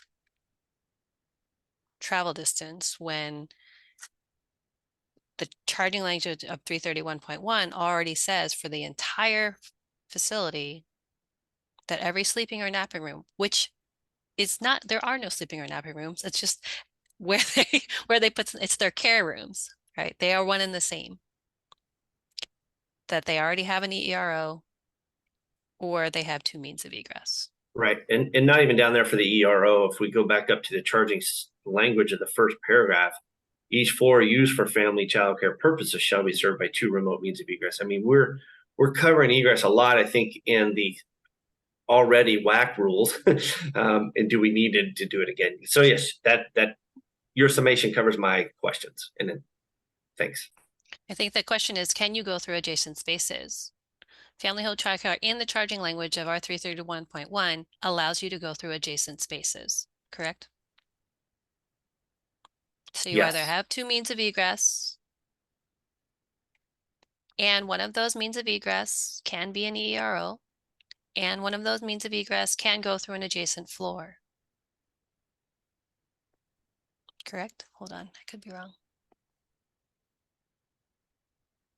I don't believe sorry, it's that's when floor. it doesn't have to be the adjacent floor. That's for basement ones. I apologize. So you need 2 means of egress for 12 children, and one of those can be an ERO.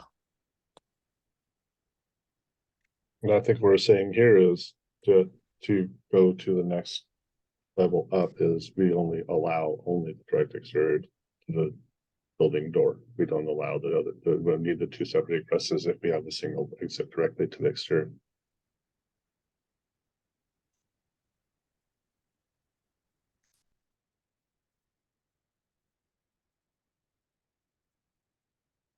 But I'm not seeing that in the language, Dustin. If you'll scroll down to 331.2.2 as proposed, the language says you shall have direct access to an egress door, not an egress door that has direct exterior access.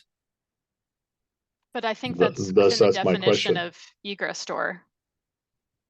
So I think that's why we're pointing back to that specific section, is because it is to the outside. That's part of the requirements, and you get the dimensions and you get the latching.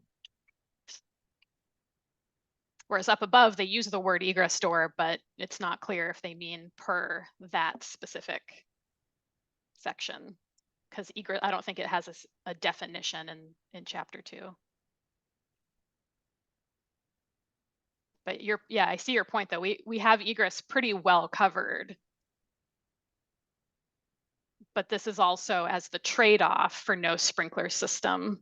So if maybe this isn't the right trade-off, maybe is that what you're thinking? SDR Del Senate, but that's kind of what I'm thinking. Is this the right trade-off for 3 additional folks? It just seems almost overly complicated when we're talking about the 3 people. If we're already meeting requirements for the 12, do we have to reconfigure the entire space to have 3 additional? And is that feasible? I mean, we're again, I know we're already higher than other states and things like that, but I think we're trying to find a path to make this a little more palatable to allow this increase. But if we are already meeting for the 12 and we want to add 3, it seems really burdensome to reconfigure the space to have exterior egress or doors directly exterior and on all these other items that we may be adequately capturing already. That's my discussion point. It's not that we have to change anything. I'm just food for thought. And then would we get into interpretation questions again? I'm meeting the 12. Do I have to provide something for the additional 3? Can I provide an additional room with an additional door for the additional 3 and not modify the rest of the structure I've already got in place? That's all. I mean, we're going to get, in my opinion, I think we'll get asked that as code officials. Can I do this? I mean, they're trying to find ways to do this. Yeah. But the charging language says additional requirements for the family home childcare with 13 to 16 children. So to me, I think that's very clear that it's the whole space. You think that's open to interpretation? I don't know, because your requirements are for the 13 to 16. If you already have existing for the 12, why do I have to modify the existing for the 12 if I can meet the additional requirements in another space than what the 12 already participate in? That'd be my kind of, and maybe that doesn't make any sense, but it makes sense in my mind. Can I And you did have your hand up, potentially Arno. share, just so it's on the screen and people can see the 2? I don't know that I'm able to share. Hold on. Maybe. Okay. So this is base language 331. Can everybody see this? Yes.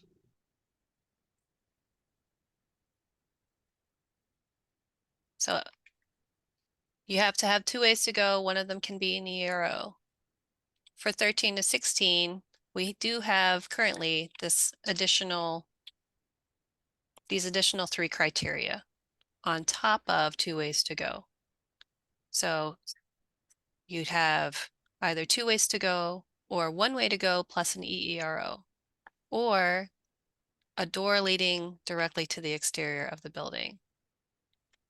And to go, and it's actually adding 4 children, Micah.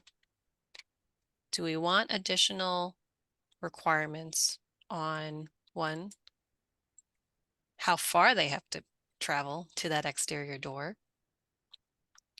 What's in the path of travel to that exterior door? And the additional latching requirement.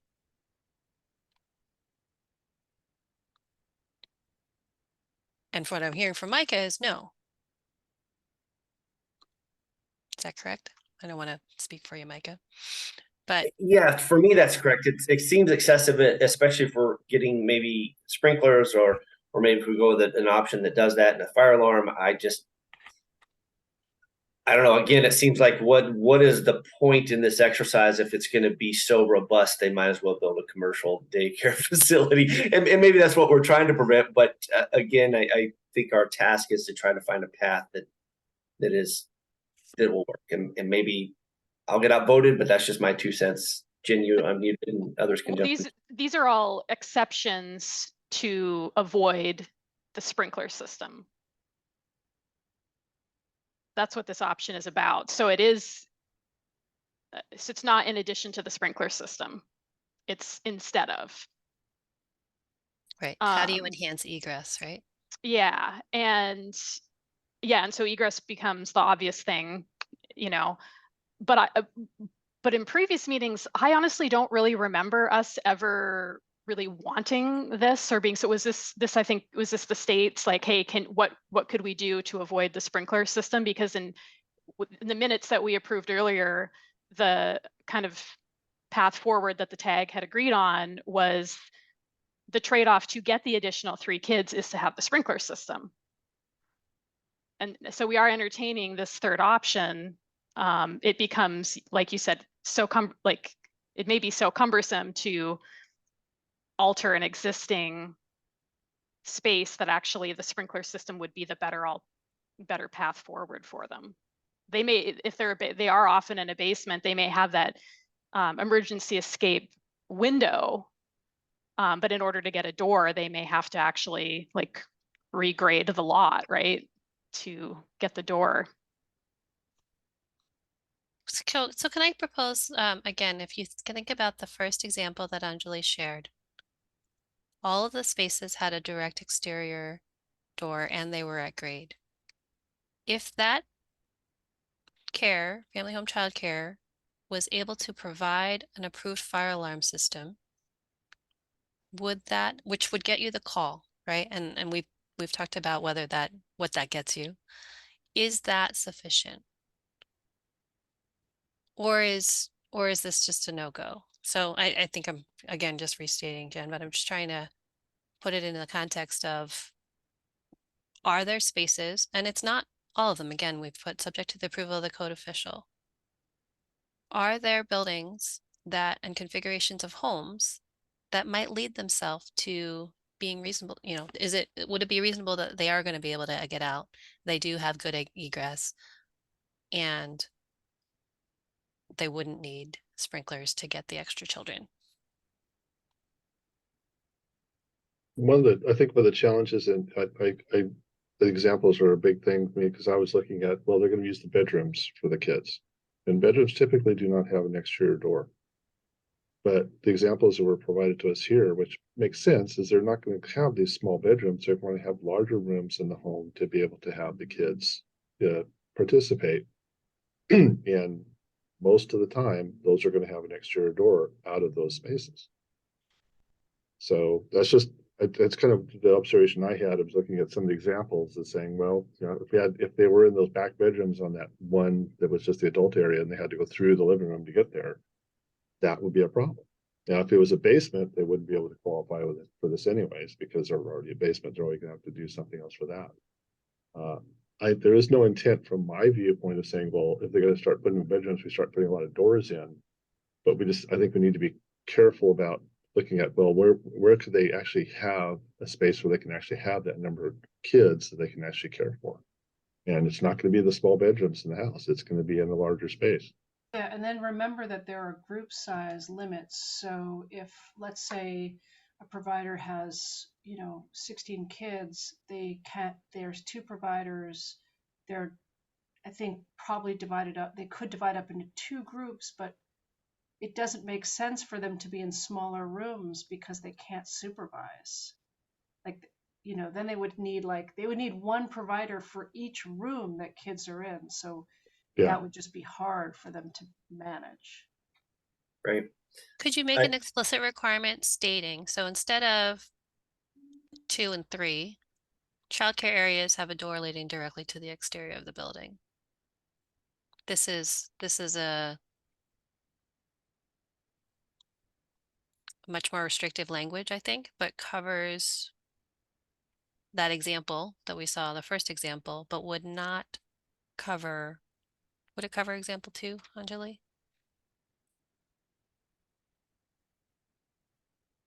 I think too, a distance, I don't think it necessarily matters if you have I mean, how big of a room you're gonna have in a house that's gonna be more than 50 foot long to Right. get to a door. It's just the reality These of are that. tiny, these are Yeah, no, small that's what I'm saying. modest Like dwellings. replace 2 and 3. 2 and 3, but the with- language is there. Yes.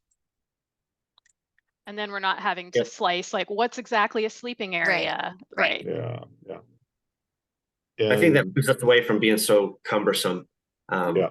in application and open so far to interpretation.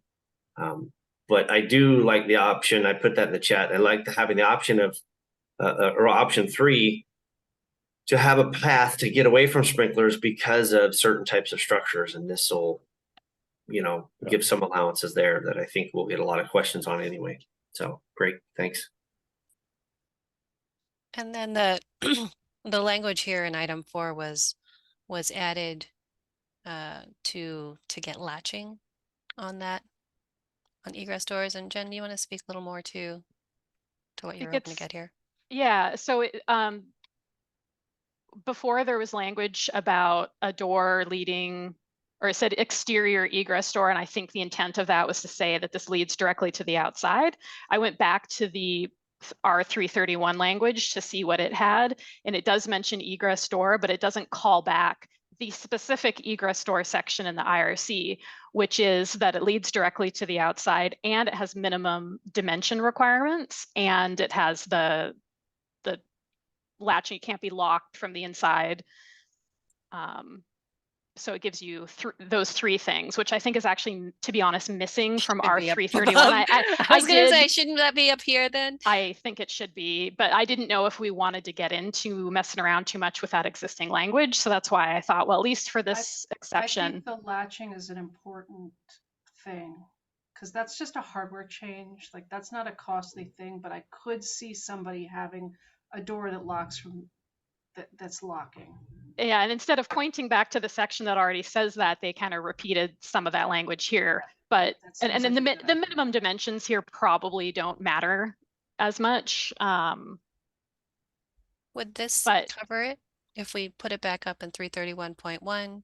See, then that's duplicative, because now you're sort of calling out 2 out of the 3 things that's already in that section. No, I was going to suggest striking it. Okay, sorry. Shall comply. If I didn't cut you off, I would have heard that. Sorry, no, I hadn't gotten it into the change yet, but would that cover your concern? Exterior exit doors shall comply with the requirements of R311.2. It becomes, it's like this retroactive check, right? This says that once you put the family home child care in, period, it needs to comply with base IRC requirements, which the home may or may not have been checked for. So this isn't specific then to the, would be a change just in the base language. Yeah, so the dwelling unit as a whole only needs 1 egress door. So I think that's why they were adding some of this language to say, yeah, but this door is really important too. So yeah, I think we could change. I did start doing that in the document you sent me, but then I thought I just kind of want to leave well enough alone. But I like that change.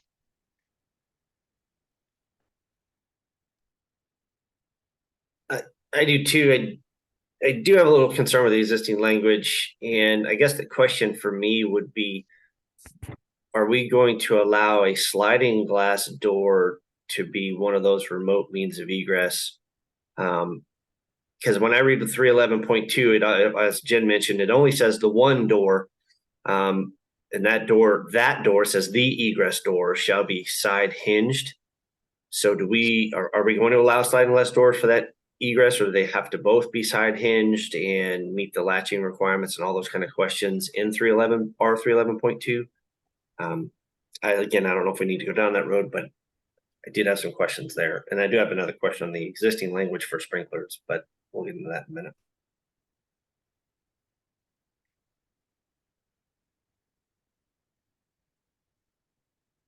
Maybe that question is more like, can we start with Tyler? Like, would we see that? Do you see homes that are using the sliding door as their exterior door?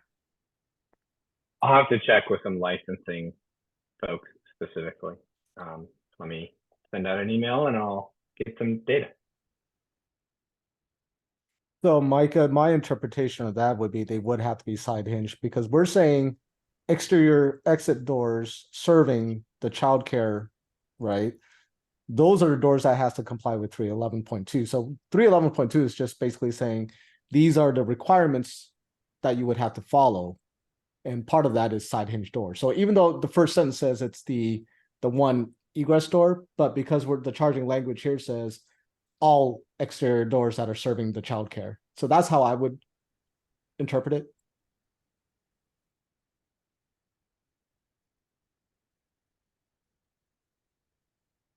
So no sliding glass doors on required exit doors. That's how I would do it. Yep. Okay. Perfect. So that would then allow us to strike this second, pardon me, there's a lot of notes here. It's this item here and would replace it. So for 13 to 16, we would have an exception that reads childcare areas are located on a floor within 4 feet of grade, and childcare areas have, just going to go ahead and clean this up a little bit here. And then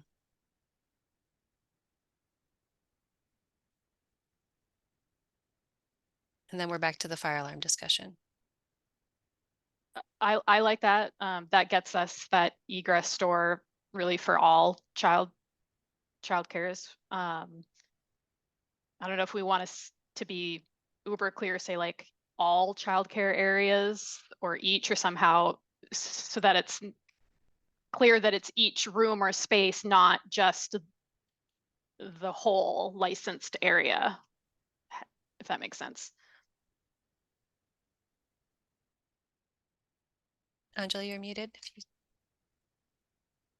Like each childcare area, just what you're putting there seems great.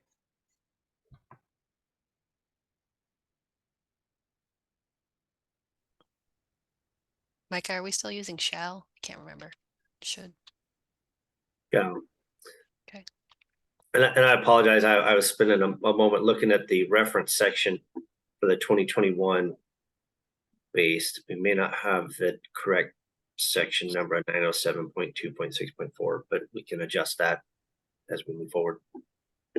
We'll make sure it has the correct reference section for 2021 code. So in the earlier discussion, we talked about the fire alarm system language here. And what would you be getting in addition? And it would be the, sorry, these are my notes, call to the fire station. And so is that something that you would want to be included in this option?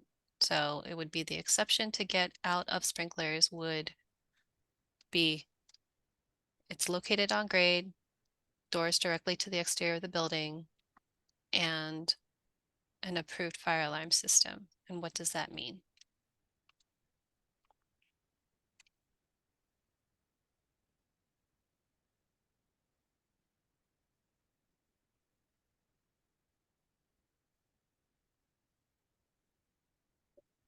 Well, the long pause means I'm thinking about it from my side because we kind of have taken the fire alarm out of one of the other options. But the fire notification of like essential monitoring or something is something I think that is worth discussing. We may maybe have to have a manual pull switch or something like that they could operate to contact the fire department, say there's a fire, because people are going to be focused on trying to get people out of the building as well. And I don't know, I want to see what the other guys from the fire side have on thoughts of that, because the fire alarm for these facilities is just kind of, it's a little bit challenging to try and get exactly, I think, what we're looking for.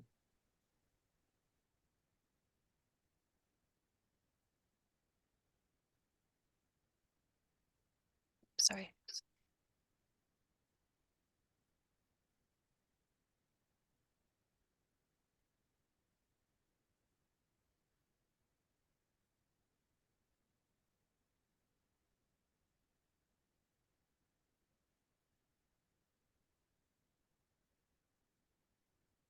So I'll unmute and say I do not like this exception.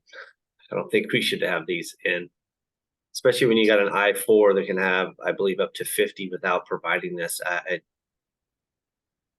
I mean, I understand that an I-4 facility may be more robust, the building itself, but I still think this is another one of those where it may be just excessive.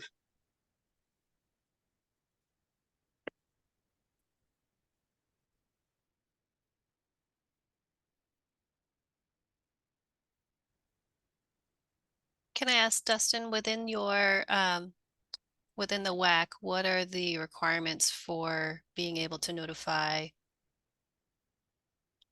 or call for 911? Like, what are the procedures? Sorry, not Dustin, Tyler.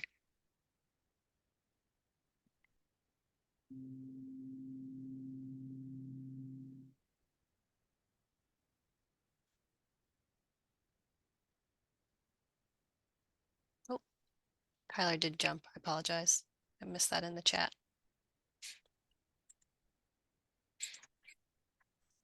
So this is Todd. I guess,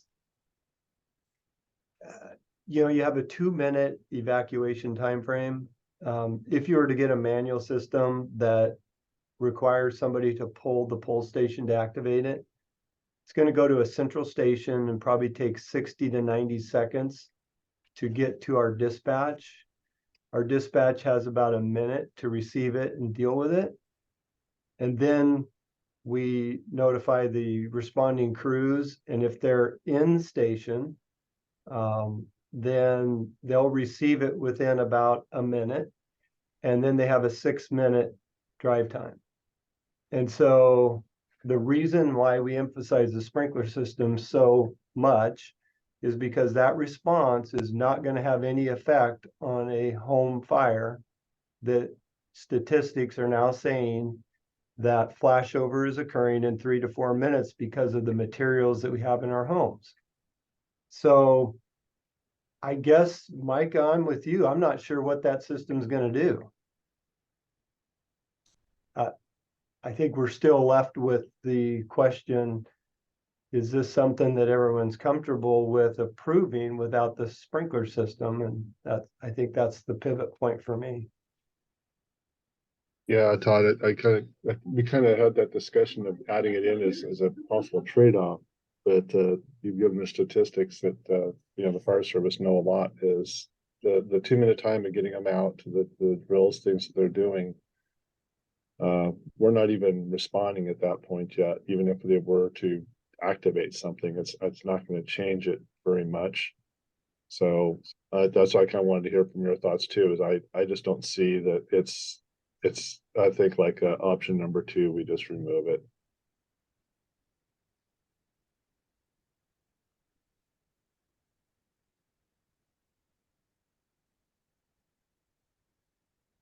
So we have, I don't know, Micah, or how you want to proceed on the fire alarm system provisions currently within both options 1 and 3.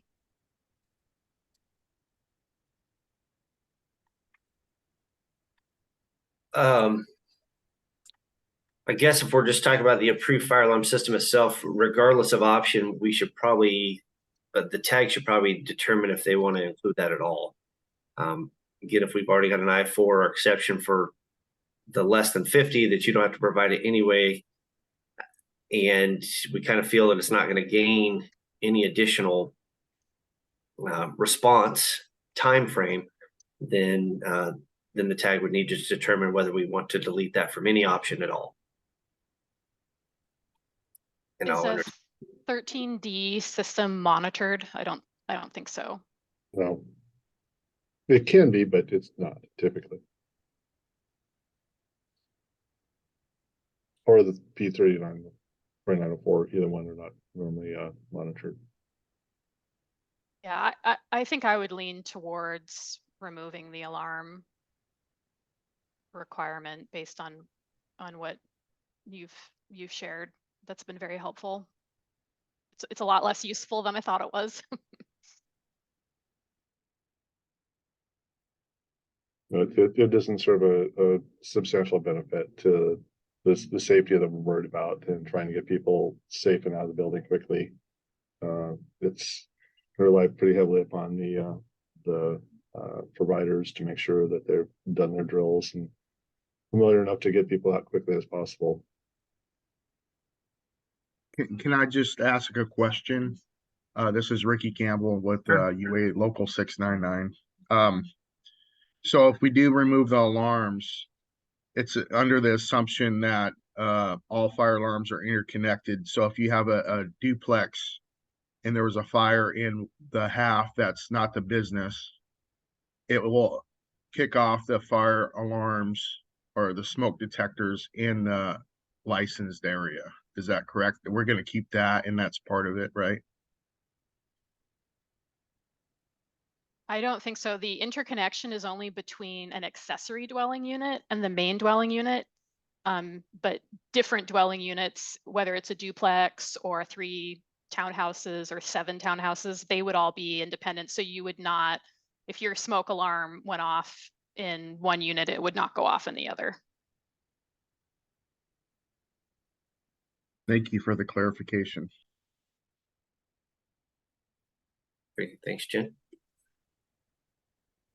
Okay, so it sounds like we have some agreements across the tag, and if there's opposition, please speak up, that the fire alarm requirement in either option 1 or 3 can be removed, since there's no significant benefit to have it in there, whichever one we move forward. If the tag's okay, I'm going to clean this up so that you can all clearly see the 3 options. Just give me one moment, please. Thanks, Ordell.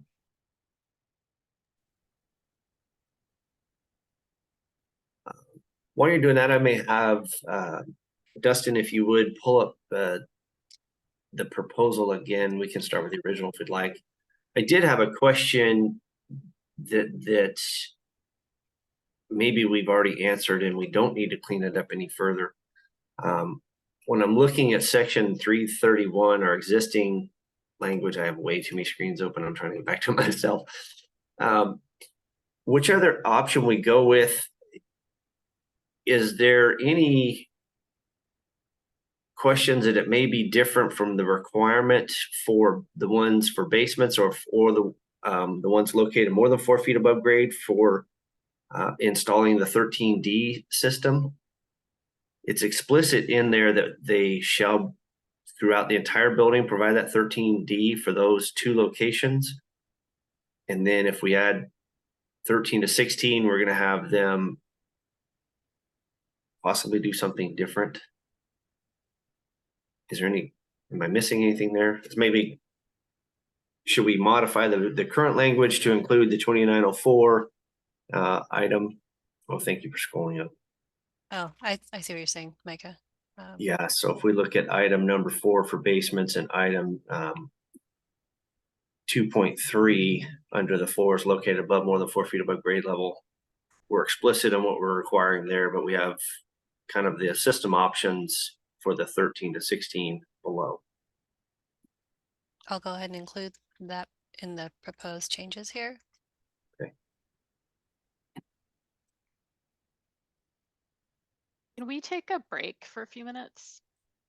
So we're going to power right through, Jen, no breaks. Absolutely, we can take a break. It is, I'm going to show it's about 10 after, so we're going to take a 10-minute break. It'll be great if we come back at 20 after. Thank you for the request and appreciate that. We'll be back in 10 minutes, folks. Welcome back, folks. Thanks for the message, Jen. Dustin, I don't think we'll do a roll call right now. We'll just work through and probably do a roll call vote once we try to move something forward, if that works for you. I'm not sure if you're back yet, but that'd be my recommendation. I'm in agreement. Okay, great. All right. Hold on. Dustin, do you want me to email you the clean version now so you can share it, or do you want me to be able to share it? Well, do we anticipate any more changes to it at this point? I would say if we do anticipate any, hold on to it until the end and maybe continue sharing. Okay. If you want, I can stop my share and you can put yours Yeah, back you'll up. have to do that. Excellent. Right. I think we were, do we need to talk about that point I made that looks like you may have modified Ardell for the sprinklers, and then we'll wrap up the option 3 discussion, and then kind of, I think we need to, of course, run through the rest of the document to just discuss the final modifications or no modifications, just for informational purposes. All right, then I will turn it back over to you. And I, because I'm sharing, can't see hands up or chat. So if you can let me know if You bet. okay. So thank you again to the tag for hearing these options. And I've tried to clean up the complete proposal based on the changes we've just discussed. The first change is 331.1, exterior exit doors shall comply with the requirements of R311.2. The second change is the one that we just spoke of. An automatic residential sprinkler system shall be designed and installed in accordance with section P 2904 or NFPA 13D. And that's consistent in both the basement provisions for egress and the exception for a second story, for locating portions of the family home childcare on the second story. And then we made the change to smoke alarms to state in accordance with the requirements for new construction in IRC 314, and then heat detection in each kitchen. Then we go into the 2 options. We've eliminated option 1, which included the fire alarm. What remains is option 2, which is sprinklers, no exception. And so to offer the waiver, or to take advantage of the waiver from DCYF and increase from 12 to up to 16, you would be required to provide sprinklers. The other option, option 3 previously, is for additional requirements that sprinklers are still charged. The exception would be if subject to approval of the code official. And so each jurisdiction would still be able to make this determination based on the layout of the home and their own response times.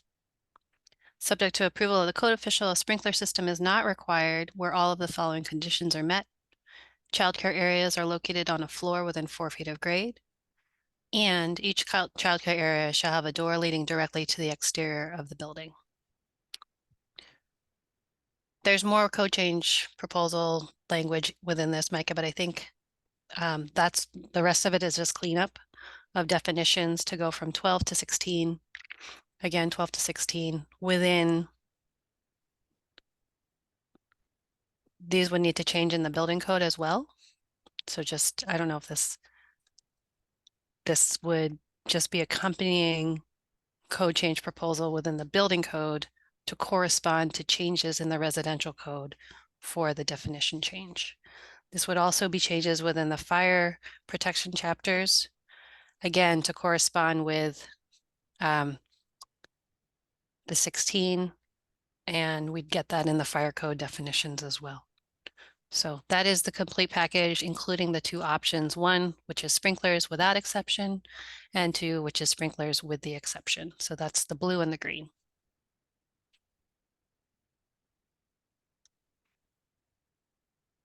Awesome. Thank you, Ardell. Thank you for all the folks that worked on that. With that, I would like to go ahead and open it up for any public comment or discussion.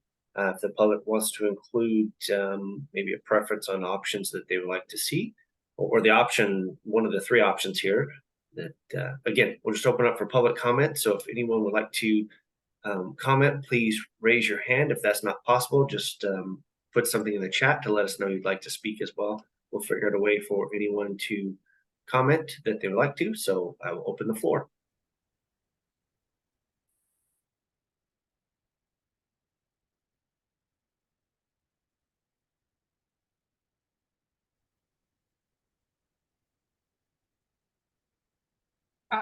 I'm going to comment on Taylor's behalf because he's not here. I think that he would probably say that the sprinklers are onerous.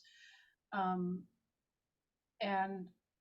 given the couple of folks that I've worked with that got funding for outside improvements, I can agree that that is the case. I'm not going to speak to the life safety issue because I think the fire department owns that, but it will be onerous to these folks.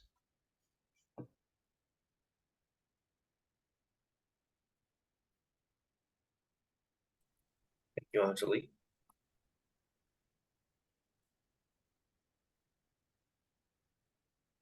Anyone else like to provide input? Again, just raise your hand, unmute, or provide something in the chat. Give it another moment, and then we'll move to the motion.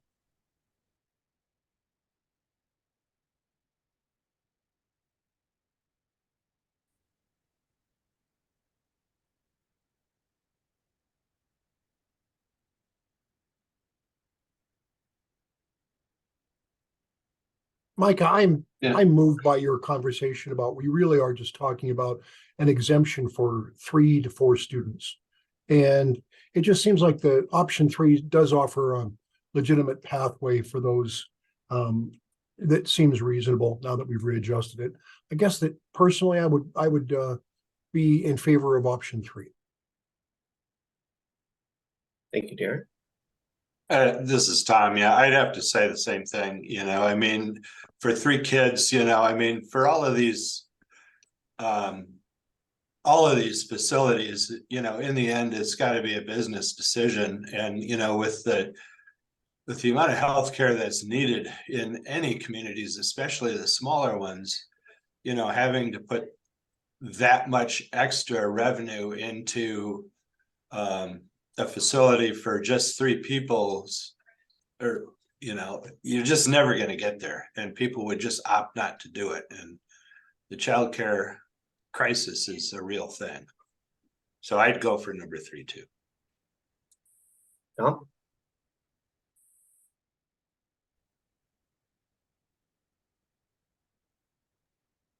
Dave, go ahead.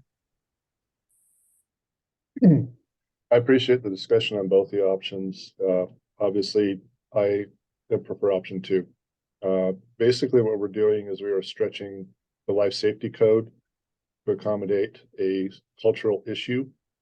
From the fire service standpoint, that's not something that we like to do. We've stretched on a lot of other things. We've stretched even on some of the care facilities in the past. I think that if there's any opportunity to not expose a high risk population to something that is dangerous is critical. And I just don't think that the exception gets us where I really would feel comfortable with it. I much rather would have that provided with sprinklers. And keep in mind that yes, the fire service did offer we could go higher than 16, but the decision was not to go above that. So the number of children, extra children, shouldn't be considered as the deciding factor for this. This is Ricky Campbell. I'm in favor of option 2. The 12 kid exception is already above and beyond the national limits, right? And this is 4 extra kids. I believe fire and life safety is very important. I believe fire sprinklers should be in every home, which is not the case right now. I believe it's important. So here we are bending the rules to have extra above and beyond the 12 kids in a home. I believe protection, it's fire and life safety.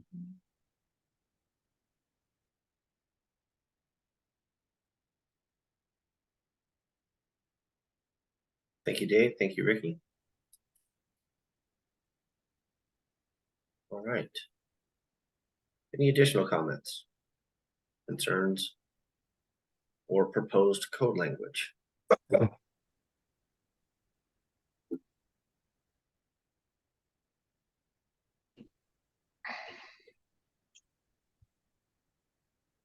Thank you for the comment, Anjali, in the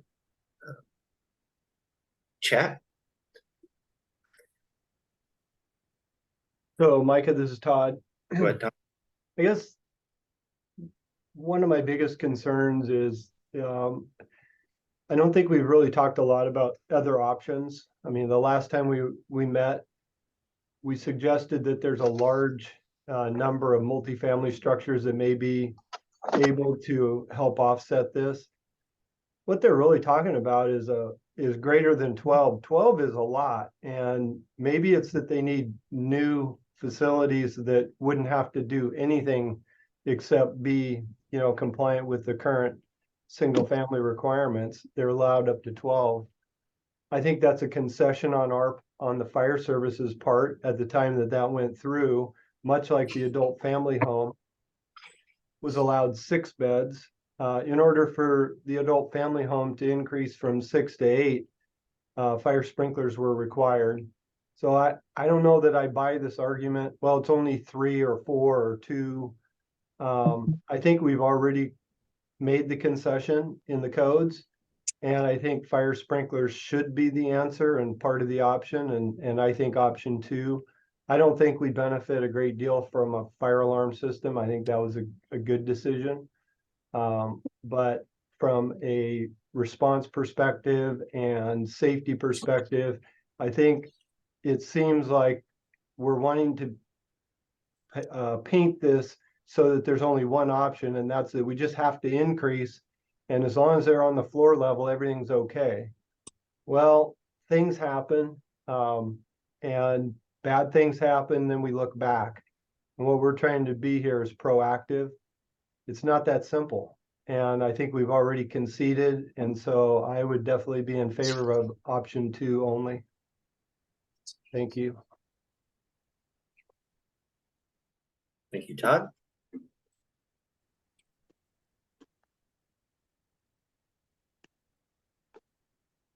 Micah? Yeah. Yeah, Ron Perkowitz here. I'm going to probably go with option 2. I'm always in favor of sticking with the national codes without local state changes, because of they've all been so well vetted before they get to this, and then you take the local issues become more of political and local social things than actual factual life safety issues. So I'm would like to see us not change anything, but I'll go with probably option 2. Thanks, Ron. Quinn?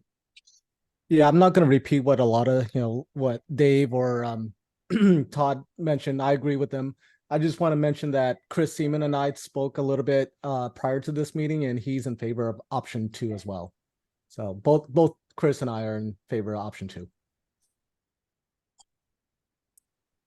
Thanks, Quinn. All right. Any additional?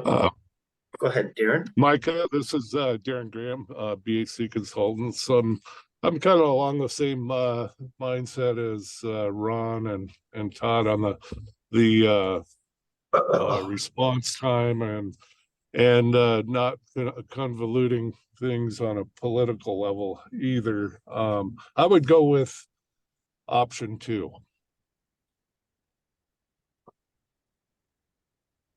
Okay, thanks, Darren. Just want to check with Ron. You don't have anything further, Ron? You just a residual virtual hand?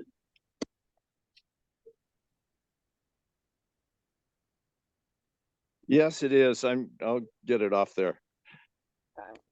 No problem. I just want to make sure I have a chance to speak. All right. Appreciate all the input. I think a lot of work has gone into this. So I appreciate those that have done so, especially Ardell. I know Ardell spent a ton of time with the code language and modifying it and putting it all together and meeting outside the tag as well as Anjali and others. So I appreciate that time. Go ahead, Darren. You had something else additional? No. Okay.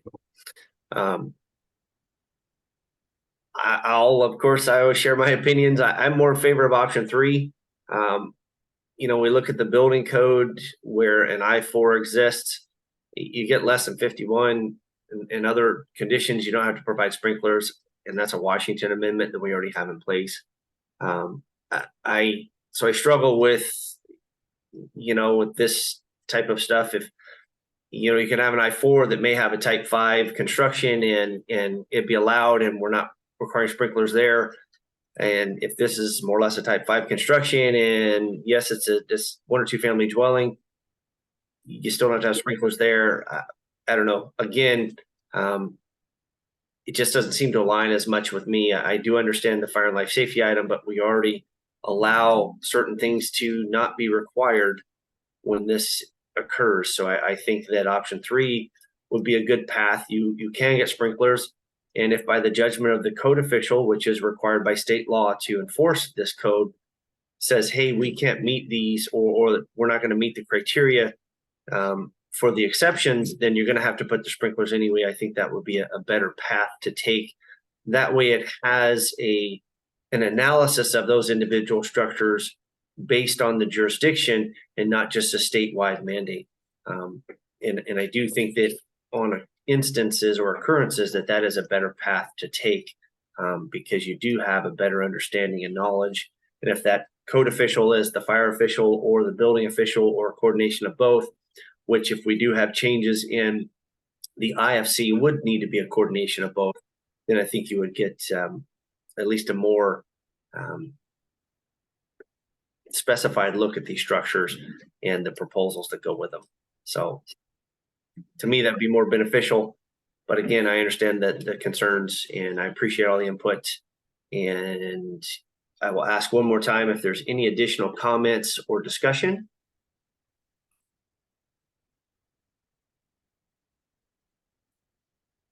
All right, seeing no unmuting or virtual hand raising or chats, I will look to entertain a motion that would include, and Justin, you can correct me if I'm wrong on this, a motion to move this to, I want to say that's the BFP committee, and then on to the SBCC, or maybe we don't have to go to BFP committee, Dustin? That is the intent, but Ardell was raising her hand. Oh, am I missing it? Well, it wasn't the virtual one. She was doing it on screen. Yeah, the real one. Sorry, I couldn't find. Still sharing screen. Sorry, so I, can't find my, I didn't see the video. Emoticon things. So I just wanted a point of clarification. Are you asking for a motion specific to which option? And then will you ask for a second motion relative to moving it forward to the BFP? Yes. Yes, that's what I was going to ask. Before I did that, though, I wanted to verify with Dustin if we have to move it to the BFP committee or if we can go straight to SBCC. That is the intent, is to move it to the BFP committee for review, and then to move it on to the council for submittal there. But I do want to talk to Stoyan a little bit about some of the other requirements for significant legislative rules that we're making here. Okay. Is that we might still require a cost benefit analysis before we can file the CR 102 on this. Okay. And some other documents. So if we decide to move to BFP, I will strategize what we need to do to get it on to be ready to submit it for CR 102 on that one. But I think agreeing on an option and moving it to BFP is the ultimate goal here today. Okay, great. With that, I do want to point out that our discussions here will be a recommendation to the BFP. The BFP committee would have the opportunity to modify which option moves forward to the SBCC, or choose to move all options forward to the SBCC and make them make the final decision on an option. This will be a recommendation from the TAG. Obviously, if we get substantial consensus. So please be aware of that. And I guess what I'm saying there is this is not the final say today. So if you are involved in this and have concerns as a stakeholder, you will have another opportunity at the BFP to voice your concerns, voice opposition to an option that we choose or the code language in general, or support, either way. And then the BFP will make an additional recommendation to the SBCC, who again will have the final say. It's kind of that third bite at the pie here, that you can have a second bite at the BFP and a third bite at the SBCC. So again, today's language that we move forward is just a recommendation. It will be not be final until those two final opportunities for public comment and input.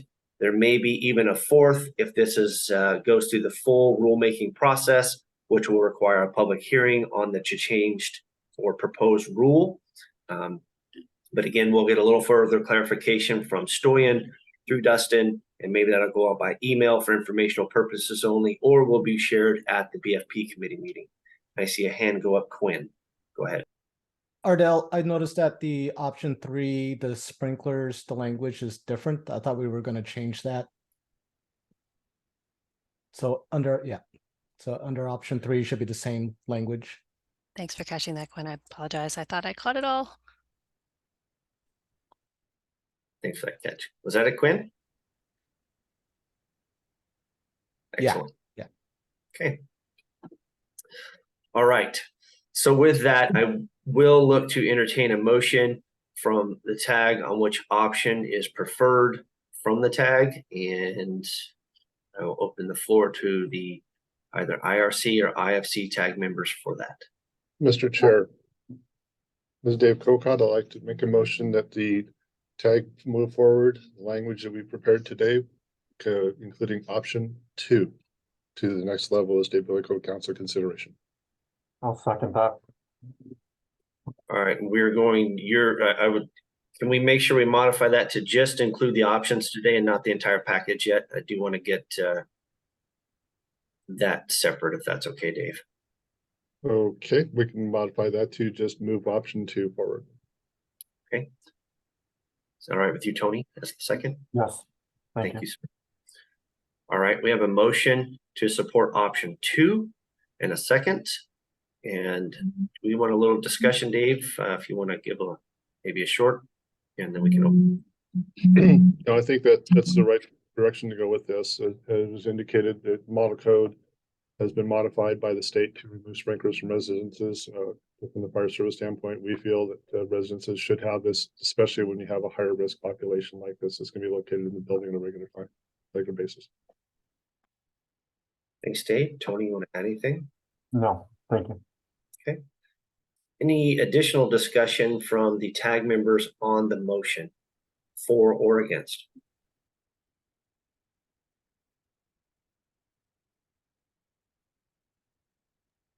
All right. With that, the motion on the table is for option 2. And Dustin, as indicated before, can I get a roll call vote on that, please? Yes. Jennifer Elliott, Aye. Darren Graham, Nay. Todd Short, Yes. Darren Watkins, No. and that concludes that one with 4-2-1 pass for the residential. And then with the fire tag, we're going to Wait a minute. You didn't call my name to vote. I thought I did. Apologies. So Ron Perkowitz. Yes, in favor. Okay, then that brings it to 5-1. Apologies. Next for the fire tag, Zach Tuck. Aye. Quinn Ty. Yes. Corey Thomas. Nope, sorry, he's absent. We got Dave Cocott. Yes. Ricky Campbell. Yes. And Paul Clark. Yes.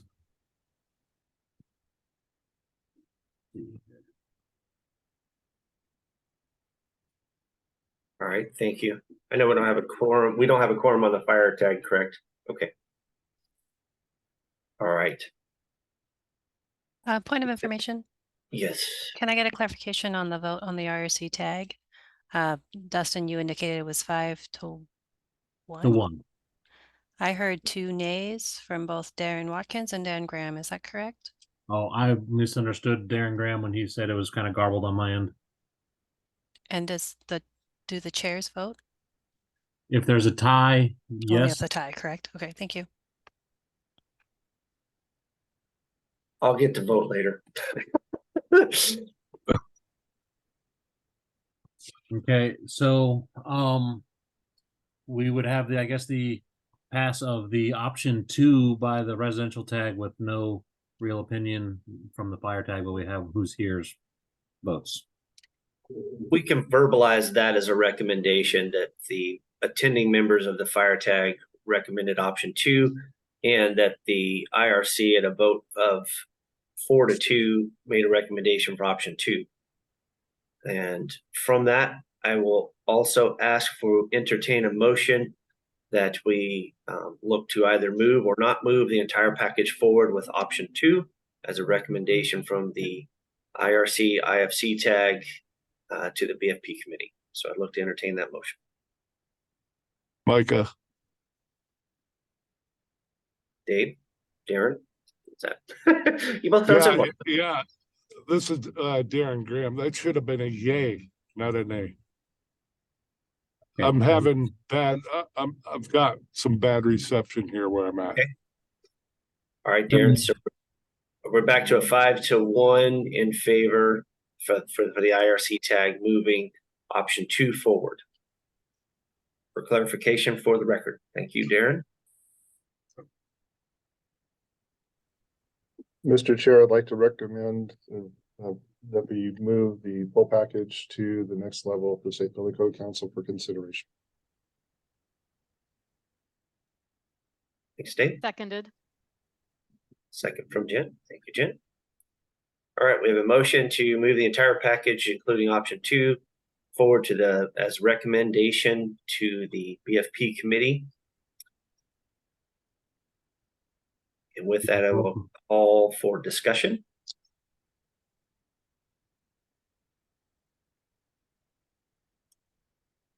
So either Dave or Jen want to give any summation as to why, for the record. I think no that additional comments. just the additional items outside of option 2 just had some good cleanup that frankly I think we probably needed either way, are some good changes. And Okay. I think the heat detector in the kitchen is important because that's probably the main source of fires, I'm guessing, in a house. Okay. Thank you, Jen. I would like to ask for a modification to the motion that we definitely direct any inclusion of appropriate changes to the IBC, which I do not believe are part of this document, to be included as the recommended proposal to, or IFC and IBC as included as the recommendation to the BFP committee. Is that correct? That we didn't have everything in here that we had to modify, or Del? No, it's all here. So in the building code, we have the change in the definition. We have the change in family home childcare in section 30524. Again, the going from 12 to 16. Right. And similarly in the 3085 I4 daycare facilities section, these did not have technical code changes. I just had included them so I can, within a proposal, they could be stricken out completely. They were included for reference only for the purpose of discussion. Okay. Again, I say it in the side here, no technical code changes are proposed in these sections. They were included for reference only for the tags use for discussion. Where the next changes occur would be in the 2021 Washington State Fire Code definitions, again, relative to the definitions for family home childcare, changing it from 12 to 16. All of those changes are highlighted in red. And that's it. Perfect. Just wanted to specify we capture everything. So ignore me. Thank you. Motion on the table is to move forward with the proposal as shown with option 2 to the BFP committee. Any additional discussion from tag members? Mike, I have a clarifying question. I'm not a TAC member, but I think I saw a proposal for the building code. Is that correct? There are some sections that will need to be modified, yes. Dustin, do we have CR 101 for the building code? We've got CR 101 for all three codes. Okay. Thank you. Awesome. Welcome, Stoyan. You weren't here earlier. I was napping by now. That's all right. All right. Excellent. Go ahead, Quinn. Just a clarification, piggybacking on Stoyan, because we're making changes to the IBC, do we need the IBC tag involved? I think they were involved at the very beginning. Yeah. And because the most substantive changes are kind of fire related and within the IRC, we did most of the rulemaking process or so far with just the IRC and the IFC, and we can bring the IBC back in to just vet the small changes that we have within their code. That's another thing I probably refer back to Stoyan on, or but I think that it would be Dustin and I will go through the proposals and see evaluate the proposal in the building code.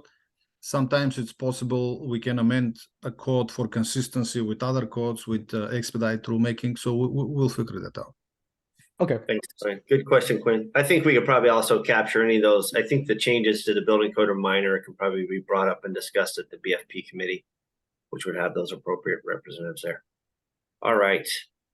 With that, I will ask Dustin again to do a roll call vote for the motion that includes moving the proposal forward as shown with option 2. all right. Starting again with the residential, Jennifer Elliott, Aye. Darren Graham, So there's a nice smoke to it too. Aye. Todd Short, Yes. Ron Perkowicz,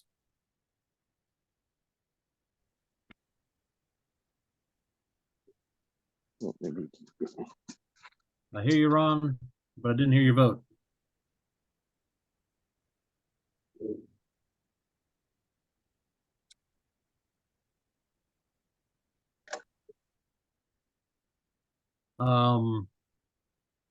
If you want to do a thumbs up or in the chat, we can register that as your vote. Okay, I will. I hear you now. Oh, okay, yes. Thank you. That was awesome. And last but not least, Darren Watkins. With a thumbs up. Okay. Next to the fire tag without a quorum, we've got Zach, or what? Did you ask for opposition? Oh, sorry. We've got no opposition, so that's all yeses. So let's see. 5. So to the fire tag, we've got Zach Tuck.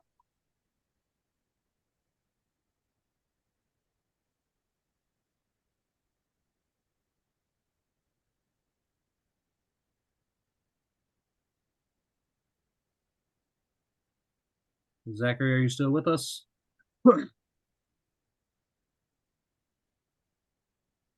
I'll come back. Quinn Ty? Yes. Dave Cocott? Yes. Ricky Campbell? Yes. Paul Clark? Yes. And back to Zach Tuck.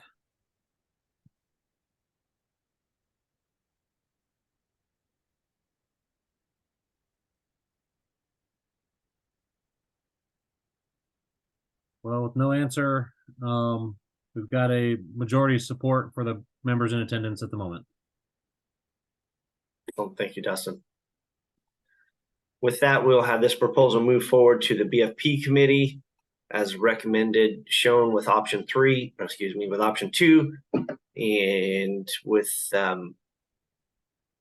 unanimous vote of IRC tag members in attendance with chair not voting, and substantial support from the IFC tag members in attendance. And with that, we will move on in the agenda, which I have completely lost at this point. There we go. It moved to item 5, but I think we've already covered item 5 with the whole process of item 4. 6. Unless there's something else on item 6 I'm missing, Dustin. No, we didn't necessarily call when we move from agenda items. We're pretty much at the end of number 6 right now. Okay, excellent. With being at the end of item 6, I always like to ask for other business or other comments before we close out a meeting. So I'll do that. And I do see a hand up from Ardell. I just wanted to say thank you to the representatives of both tags. This has been a lot of great discussion and feedback. We will look forward to further discussion at the BFP and at full council. But appreciate all of your time and feedback in getting us to the language and the changes that we have today. So thank you. Thank you, Ardell. Thank you too to Ardell and Anjali.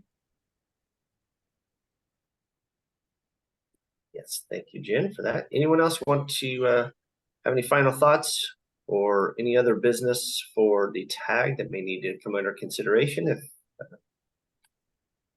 speak up. I've got something in the chat. Thank you, Anjali, for indicating an appreciation for those that did a significant amount of work. All right, as the IRC tag chair, I appreciate everyone's time and effort on this. We will see you, if possible, at the BFP committee. At this time, there's not. Is there a scheduled BFP committee before the October 20th meeting, Dustin? It's my intent to have it next Wednesday through Friday, somewhere right around in there. Okay, so keep an eye out for notification for that meeting. And with that, I will call meeting adjourned. Thank you all very much. Thank you, Chair. Thank you, everybody. Thank you. Thank you, guys.